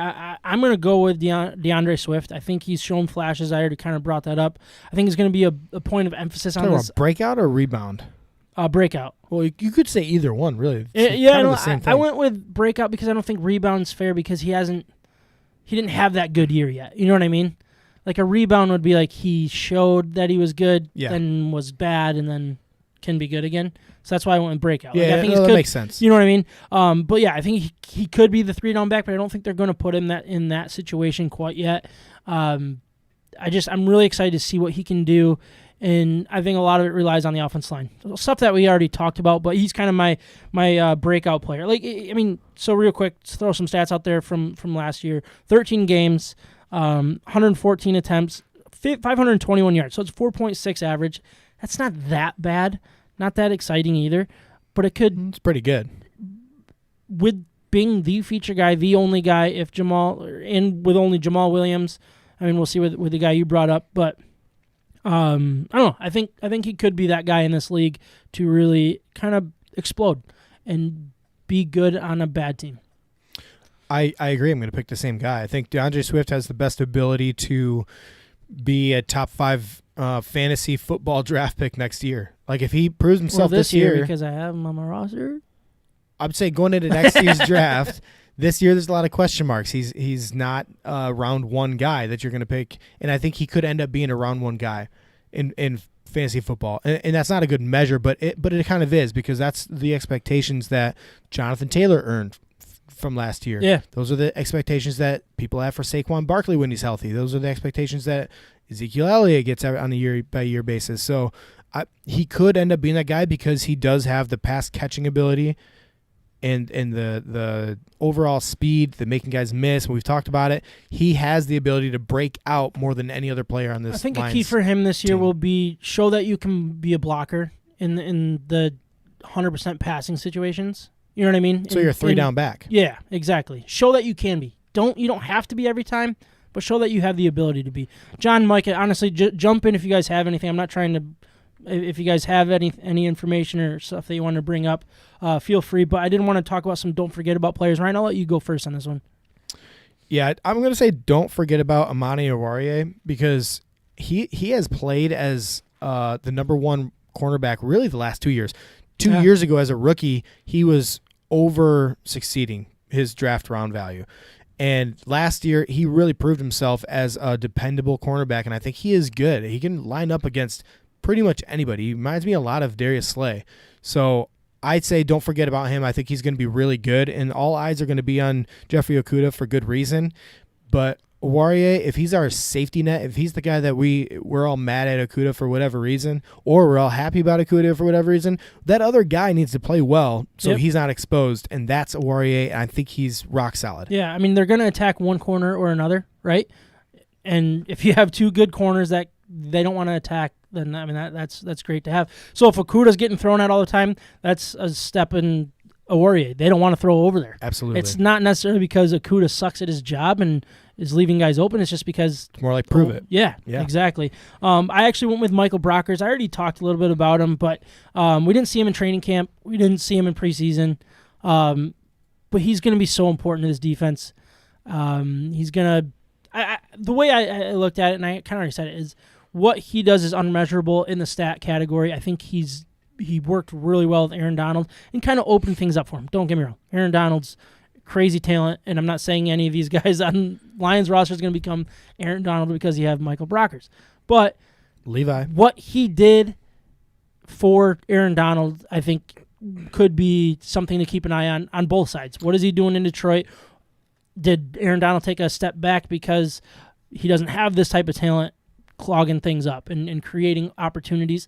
I'm not saying that's what he does, but that is what he does. You know what I mean? Everything I said about Amani Oruwariye could be said about Michael Brockers. The argument is you have to be solid across the board, and he is the rock solid one that people won't talk about, but he's going to do his job super well. So don't forget it. I think it's a great choice. All right, so rebound player, anybody that you lean towards here? I'm thinking Trey Flowers. I really want to see what Trey Flowers is going to do in this defense with the new defensive scheme. We paid him a lot of money, so it's not like you can just get rid of a guy like that, so they kind of feel obligated to play him. But we've seen this coaching staff and the GM, they cut people even if they paid him. Yep. Like, if you're not playing, if you're not doing the right things, if you're not doing the way they wanted you to do it, they're going to get rid of you. And so this is going to be a big year for Trey Flowers, and I think when healthy, paired with Okwara, this is a pretty good pass rush. Like, it's not going to be the one that leads the league in sacks pass rush, but they're going to be two solid defensive ends that you might have to throw an extra body on to contain, and that opens up the middle. I thought Okuda is the easy one. I don't think you can say rebound just because he hasn't shown it yet. You know what I mean? Kind of what I just said about was it Swift? Why he wasn't my rebound player. But I actually settled on Tracy Walker, and it was because of an article that a friend of mine showed me. Basically, Tracy Walker, his first 2 years combined in this Pro Football Focus, he had an 82.5, which was 12th among safeties with at least 1,000 snaps. Last year, Walker was playing, this is what they said, not me. This is just information that I thought was very, very useful. He was playing closer to the line of scrimmage as opposed to free safety, where he is at his best friend. Ken already talked all about that. He was kind of in that corner role, close to the line of scrimmage. Let this guy play a true free safety, and they called it a split safety. I wasn't sure what that meant exactly. I would assume it's more of a free, but also can. It's a free. He was covering ground. He was covering ground deep and running all over the field. But in Aaron Glenn's scheme, he will be back. You know what I mean? He'll be back to what he's comfortable doing, back farther away from line of scrimmage, just out there making plays. So I think he still has the talent to be a good safety in this league. You already said it. And I don't know. We'll see. I love it. I think that's a good one. And then for my dark horse MVP, I went Frank Ragnow, just because I think he is the leader of this offensive line. And if Penei Sewell and Vaitai can be 3/4 of what their ceiling is, I think this could be one of a very elite offensive line. It could come together quicker than people realize. I think it's going to be a work in progress, but I think Frank Ragnow is a big key. And I think that might be why Penei Sewell did struggle, because they were just throwing him to the wolves to let him feel it out. You know what I mean? It was rare that Vaitai was there. It was rare that Decker. It was rare that this offensive line played a snap together in preseason. I don't even know if they did. And I think having the unit could happen quick, but I'm also cautious to say that because it is a tough thing for Penei Sewell to do. Vaitai, I'm not sold on him yet, but they both have the ability to be good on the right side of the line. So I think Frank Ragnow kind of fits that, and it's not going to be pretty. It's just an opinion, I guess, at who your MVP is at that point. So I actually that's a really good choice. I was thinking about Taylor Decker for all the same reasons. He's not going to get the praise from the media. We've never really seen the praise for him in the media, but he is a top 10 left tackle, which is saying a lot because everybody in that left tackle gets paid. So he's a really good left tackle that could end up being a top 5 guy if he has a really good year, and that could be an MVP, dark horse MVP for this team moving forward.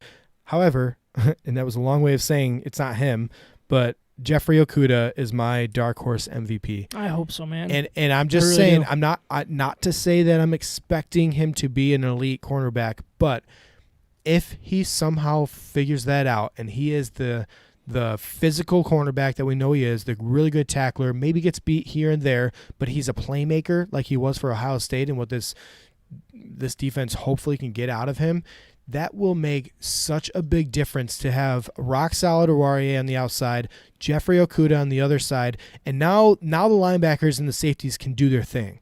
They can run on the field and cause havoc. And now the defensive line has more time to get to the quarterback and cause havoc. This defense will look so much better if they cannot pick on one cornerback in this group. Yep. You know, if they have a cornerback that they can pick on every single week in, week out, that's bad stuff for the defense. So I think the defense overall at every single position would be so much better if Jeffrey Okuda can step up and be that number one. And let's not forget, he's playing with his coach is Aaron Glenn. Yeah, Aaron Glenn. Well, he's the defense coordinator. He's the defensive coordinator. But there's also he's a DB. He played defensive back in the NFL, and he was a DB's coach for the New Orleans Saints. All so right. he is the perfect guy to surround.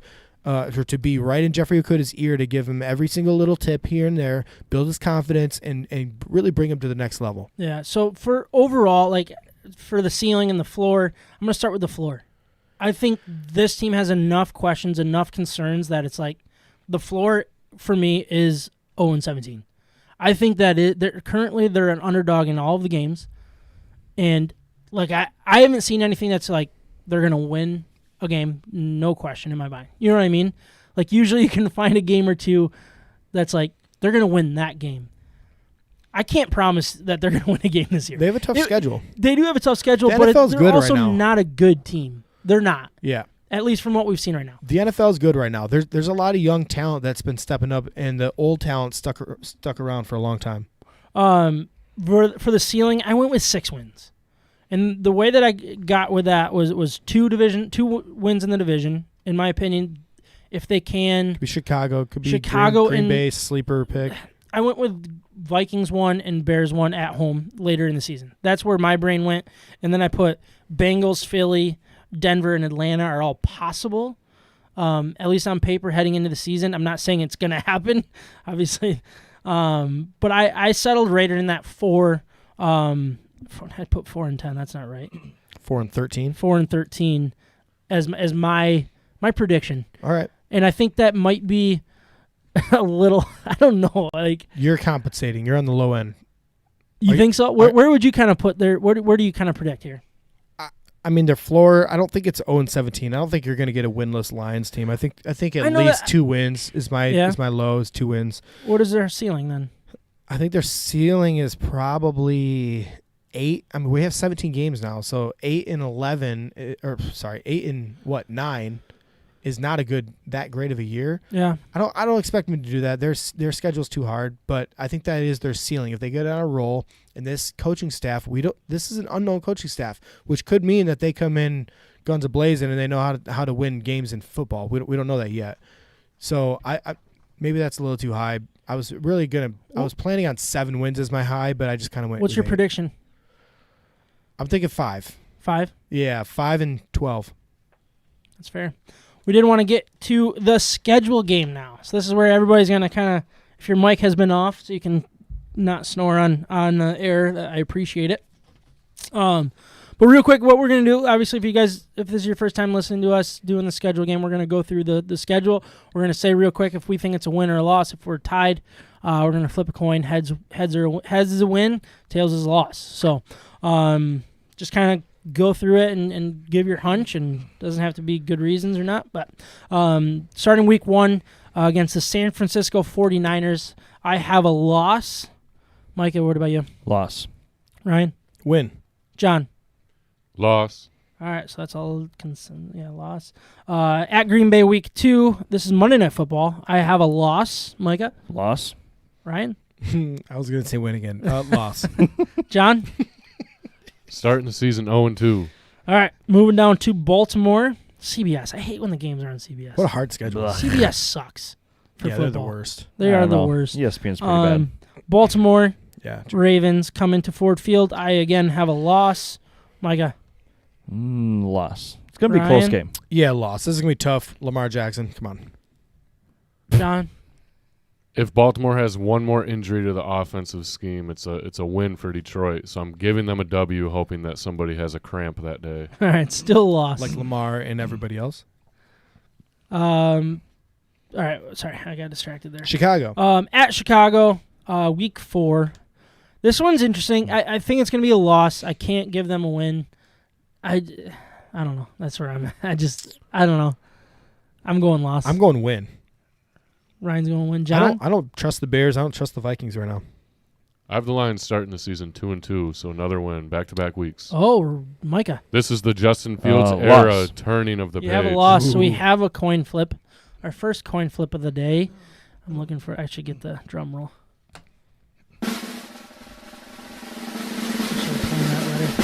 It's heads. The Lions get their first win of the year. Hey-o. Love it. At Chicago. At Chicago.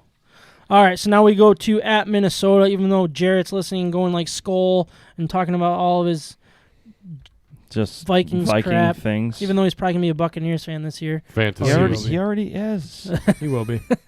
All right, at Minnesota, again, I'm going loss. I have them starting 0-5. Micah. You are wrong. It's a win. Ryan. Win.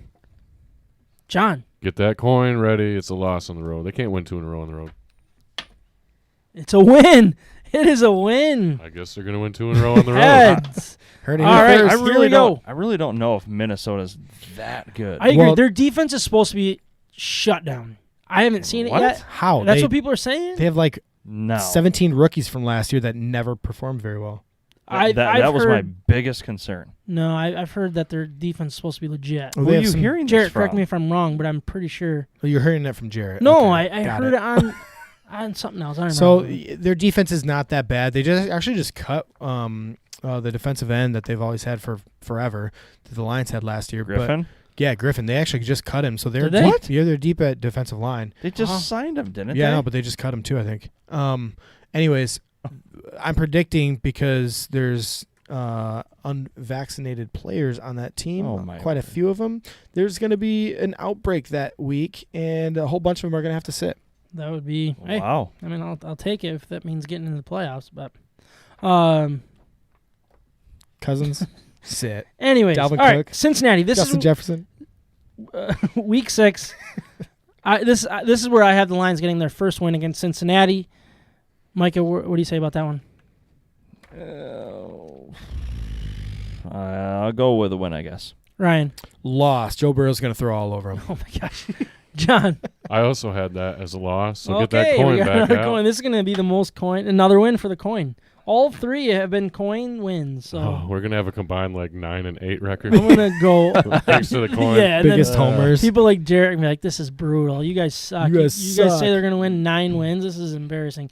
All right, at the Rams in week 7. Oh, man. I have a loss as much as I would kind of like to get the win, but I'm going to say Stafford just destroys this team. And I can be like, told you so. I'm not wearing my Stafford Lions jersey. And be like, what? Told you.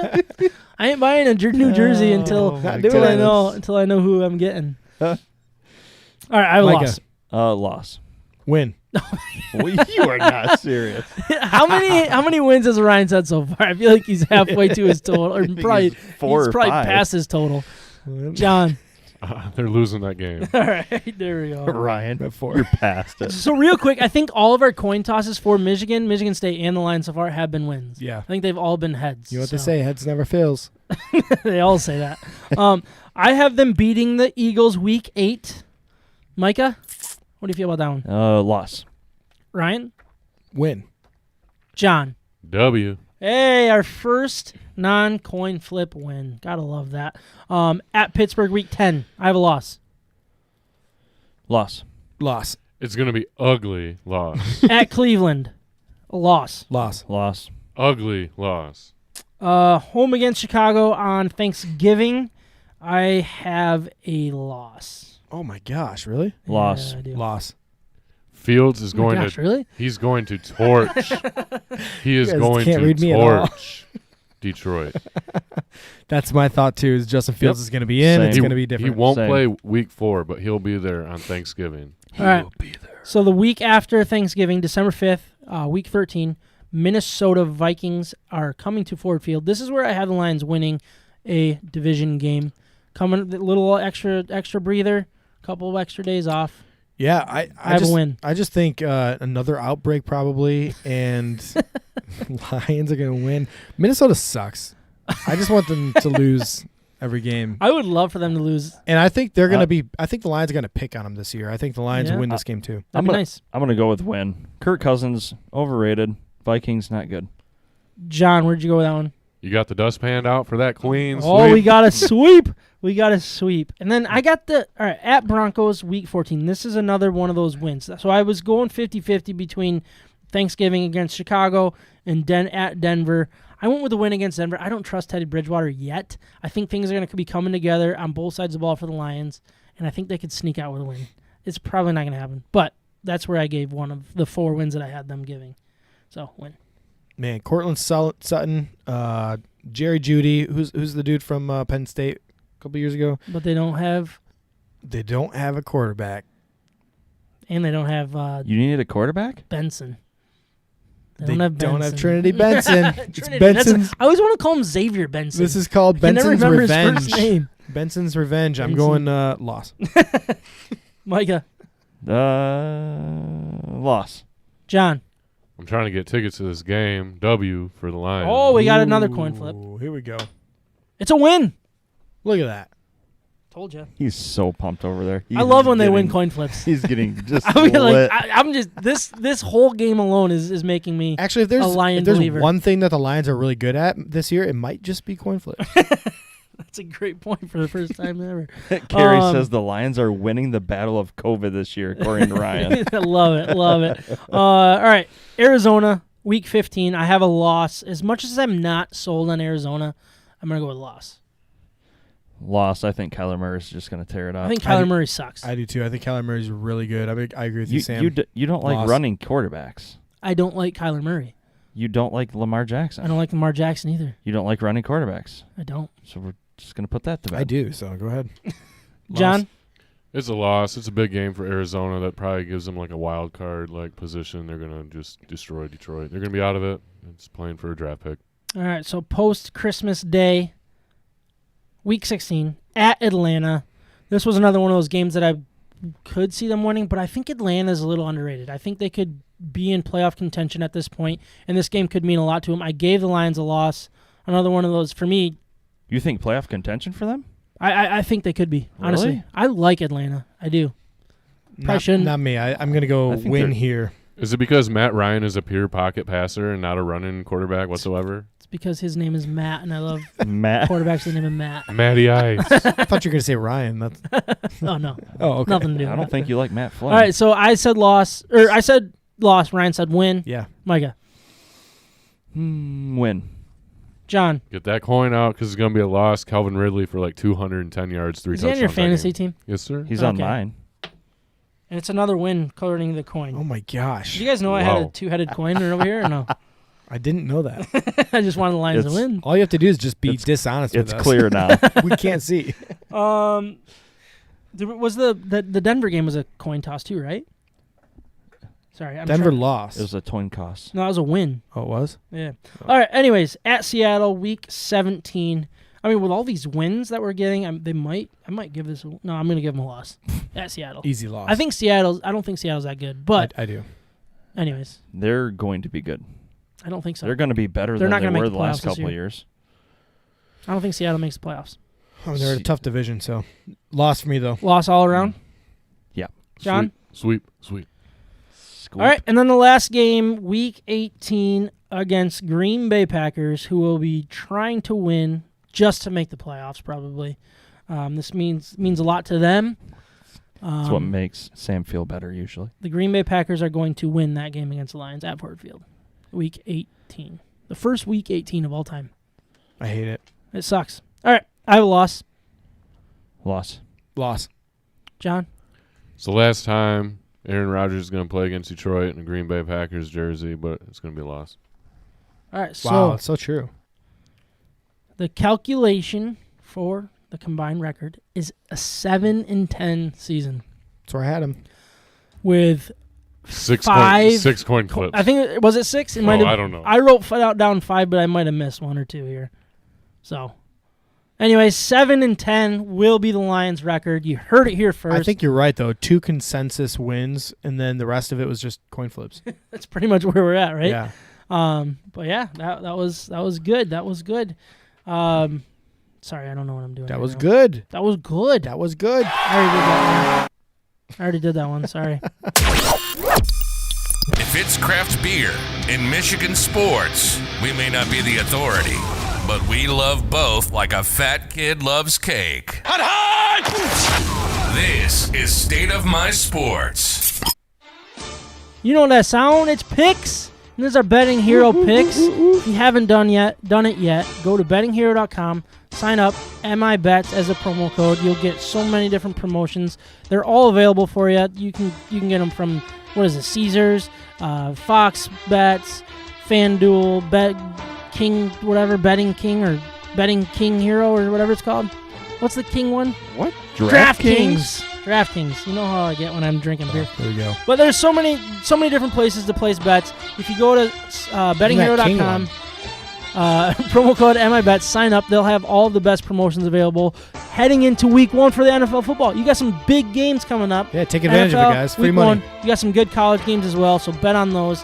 They're going to have so many good promos available, so check them out and use our promo code MIBETS, and that helps us out a little Go bit. But win money. we got some picks to do Kyle- before we do it. 5-0. This is bull. So Kyle went 5-0. Micah was in second, went 3-2. Let's go. Ryan 2-3. Let's go. John 1-4. Wait, where's your name? I didn't even make picks last week. So that moves it. No, I was 0-5. It was very, very ugly. So Kyle's going to lead the way. I have his picks, even though he's not here today. We're going to start with the NFL, as you can tell by the music. The Cowboys are at the Bucs on Thursday night. Bucs are -8. That's a whole lot of points for an NFL game. Kyle took the Bucs. Micah, Really? what are you doing? Ooh, Dak is going to be back. He's going to be fire. Give me the Cowboys. Oh, wow. Ryan? What a game, man. This is going to be really hard to pick. -8? -8, yeah. Give me the Cowboys. Wow. John? I'll take the Bucs. I'm taking the Bucs as well. I don't think Dak is healthy enough yet, and I think they're stupid to play him week 1. Sunday night football, you got the Bears at the Rams. Rams are -7.5, and I promise we will not be picking the Rams every single week just because of Stafford and my love for him. So just wanted to let you guys know that.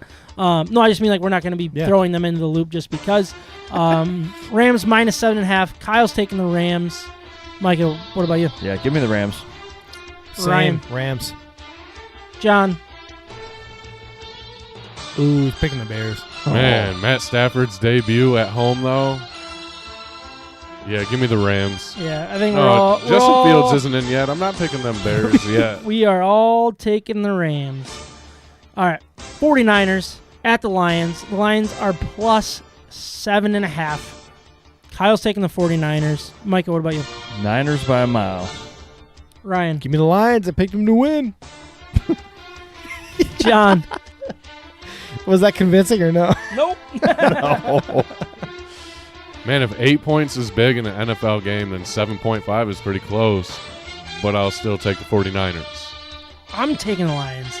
I don't think they're going to win. I don't think they're going to deserve to win to cover this. I think it's going to be kind of a late touchdown type thing that gives them to cover the spread. So I kind of think the Lions might lose by 54 15 or so, but I'm picking Lions to win. I don't hate it. Switch music. That means we got some college games to pick today. We got some good matchups. You got Oregon. Oregon. You say Oregon? Yeah. You say Oregon. I think I say Oregon, too. Yeah, I know you guys do. Why does it matter? I don't know. Tomato, potato. Tomato, Simpadway. French All right, let's do it. fries. All right. Kyle is taking OSU. Micah, you're next. OSU. Ryan. It's kind of the easy pick right now. I'm going OSU. John. I don't want to agree with Kyle on every pick because then it makes it look like I'm just trying to chase after his record. Which you could.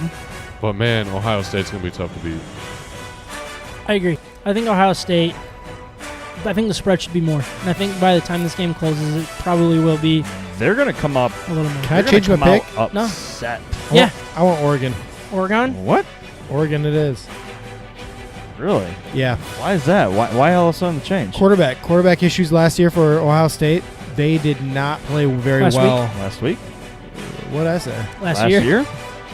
Also, Justin Fields? Not that at all. Anyways, all right, we got Iowa at Iowa State. That's a big matchup. What is that, 9-10 now, I think, with a new AP poll? Kyle's taking Iowa. Micah, what about you? Give me Iowa. They look good. Man, this is like the easiest game to pick. Iowa. Yeah. John? Yeah, I mean, I had Iowa potentially falling out of the top 25 by the end of the year, but they do look pretty good. I'll take the Hawkeyes. Iowa looked really good. Iowa State, they were in kind of a battle there, right? It was a pretty close game. I can't remember who they played week 1. Iowa State? Yeah, it was a battle. Who'd they play? They played Indiana. Iowa State. No. Oh, Iowa State. I'm sorry. No, yeah, Iowa State was in like a tough game. I think they actually dropped. Oh. I think they were 7, then dropped to 8 or 9 actually. Yeah. So I'm taking Iowa. I think they're the better team, and you got to go with the Can I change my Big pick? Ten. No, you can't do it twice in a row. What's the rule on that? So we are at our No Michigan means no. State game. Before we do that, a cool, exciting announcement here for the show is the new sponsor for the Michigan State and Michigan picks is Big Lake Brewing. We were there last week. We had a blast. Sparty Party will be the sponsor of all the Sparty picks. Hayes and Blue will be the sponsor. Well, it's all Big Lake, but they'll be the guys for the Michigan picks. That'll happen all college football season. They are the official brewery of college football. Oh, that's awesome. For State of My Sports. Let's go. So, Big Lake, guys. thank you guys for jumping on. Very excited about that. We got a little announcement of them after we make our picks here. We'll do the read, but we got Sparty against Youngstown State is going in at MSU. They are minus 20.5 points. Kyle took MSU. Oh, my goodness, 20 and It's a lot of points. Holy a lot cow. of points. Where are you feeling that one, Micah? That's too many Boy, points. that's rough. But they look good. You know what? Dang that. I went against Sparty last week. Give me Sparty. Ryan? Sparty party, baby. Taking Sparty. John? Here's where I gain ground. Youngstown State will cover that That's- 21 And points. win. He that's just no said party. and win quietly. Did you just really say that? No, that was Cotton Candy Hayes, I think. No, I got the Sparty Party this week as well. I really like what I saw from them. I think they're going to do it again. I think they're going to run the ball all over this team and put a lot of points on the board. I think they could hit the 40s, and 21 is seems like a feasible thing. Now we're going to move to the Hayes and Blue Crushable New England IPA. Oh, shoot, I didn't even... So, Sparty Party is a New England IPA with Mandarina, Bavarian, and Amarillo hops, 7% alcohol by volume, and 53 IBUs. Hayes and Blue is a crushable New England IPA featuring Citra and Mosaic hops and brewed with real blueberries, 5.5% by alcohol by volume, and 20 IBUs. We got Washington at Michigan as a 6-point favorite. Michigan minus 6. Kyle's taking Michigan. Micah, where are you feeling about this one? Wow. Like I said last game, I this? went against both of these teams. Give me Michigan. I think they're going to come out with grit. They're going to be composed, and they're going to slam the ball downfield. Give me Michigan. Hope so. Ryan. Same here. Give me Michigan. 6 points really isn't that much. Like that's just a touchdown. So I think they're going to win the game. So I got to pick them to cover that spread too. John. I mean, extra points are also critical when scoring said touchdowns, but I'll take Michigan as well. I Good point. think Michigan's going to win. I took Washington just because this spread moved from -4 to -6 pretty much overnight, which is very intriguing. And I don't know. It seems like -4 seemed a little more reasonable. Vegas is usually pretty accurate, so I'm going to go with Vegas on that one and go with the Washington +6. They also were missing like 3 of their top wide receivers, I think, last week against Montana. I think Nobody knows why. So Someone else is going to get smoked on the team. I hope so, man. I hope I'm wrong. I hope Michigan absolutely destroys them. But that was our Michigan and Michigan Sparty Party pick and Hayes and Blue pick. Big Lake is looking to get some of the biggest Michigan and Michigan State fans on the cans of the official beers of college sport football season. Sparty Party and Hayes and Blue. All you need to do is get decked out in maize and blue or green and white, snap a pic, and submit your wildest fan photo through their contest platform. One winner for Sparty Party and one winner for Hayes and Blue will be selected by popular vote. So share your submission with everyone, and so you can increase your possibility of winning. And they have their link on their Instagram bio and also on their Facebook page. Also, it's also on our Facebook page as well. We shared it on there, so keep an eye out for that. Post on their page with a little hashtag State of My Sports. Do that too. But it'll have a link to submit your Said page. no. So it's not actually on Facebook or Instagram that you submit it. It's all through the link that they have. So please check that out. And yeah, just let them know if you talk to them. Let them know that you heard about them on the State of My Sports podcast. It's time to grade our Michigan beers for this episode, but before we do, I want to once again remind everyone of our partner, Siciliano's Market. They're simply the best beer store in West Michigan, located on Lake Michigan Drive, right between Grand Valley State University's main campus and downtown Grand Rapids. Wherever you live in West Michigan, it is worth the short drive for what they have to offer. Whether you know what you want or you need some help from their expert staff, Siciliano's Market is the best place for that. They not only have a massive and up-to-date inventory of the best craft beers from across our great nation, they're individually priced so you can mix and match to build your own six-pack. Along with their great selection of craft beer, they have specialty wines, spirits, ciders, coffee, tea, tobacco, and cigars. They also have the largest selection of homebrew and winemaking supplies in West Michigan. We love that Siciliano's Market is part of the State of My Sports family and is who we visit to help us choose our Michigan beers for each and every episode. So please check them out and let them know that we sent you. All right, John, I know we were, when we introduced beers, we weren't going to have you grade, but I'm actually very curious what you think about that cotton candy haze. So, remind everybody what you're drinking, even though I just told everybody the cotton candy haze from Big Lake. But can you give it a grade for us? It doesn't have to be official. But can you introduce it a second time? Yeah, just do it again and do whatever you want to do. It's great. Yeah? Did it live up to it? I was worried, not going to lie at first. Like, mixing in a cotton candy flavor into a beer is kind of outstepping, like, the fruity, seltzery guidelines that I usually don't, like, step across. Can design is great. I was really pumped. I wanted to have one this weekend. Didn't work out. Had too much jungle juice instead. I'm glad I saved it for Tuesday night. I'll give it an 8.4. Ooh. Yeah. I don't remember what Ryan's score was, but that's up there. It's up there, yeah. No, that's an appropriate score. Good job. Well done. I was drinking, or am drinking, from New Holland, Coastal Dreams 2021. It's their milkshake IPA with pineapple and marshmallow fluff. A lot of flavor in this. Pretty good. Honestly, it's good. I don't have the percentage here in front of me, but I really like it. I do. It doesn't. I don't know. I'm gonna go with a 7.9. I'm going to go next. So, Saugatuck Brewing Company, I am drinking their Blueberry Maple Stout, 6%. I talked about it early on, with the sweetness of the maple and the blueberry. Out of stouts, I think if this was stacked up against all kinds of different stouts, this would be tough to beat. This is really good. I enjoyed it. It was easy to drink all night.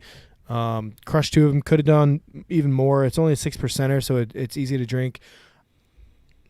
Again, stouts are not my favorite, so I'm going to give it a 7.7, which among stouts I think would be an extremely good grade. For sure. Well done.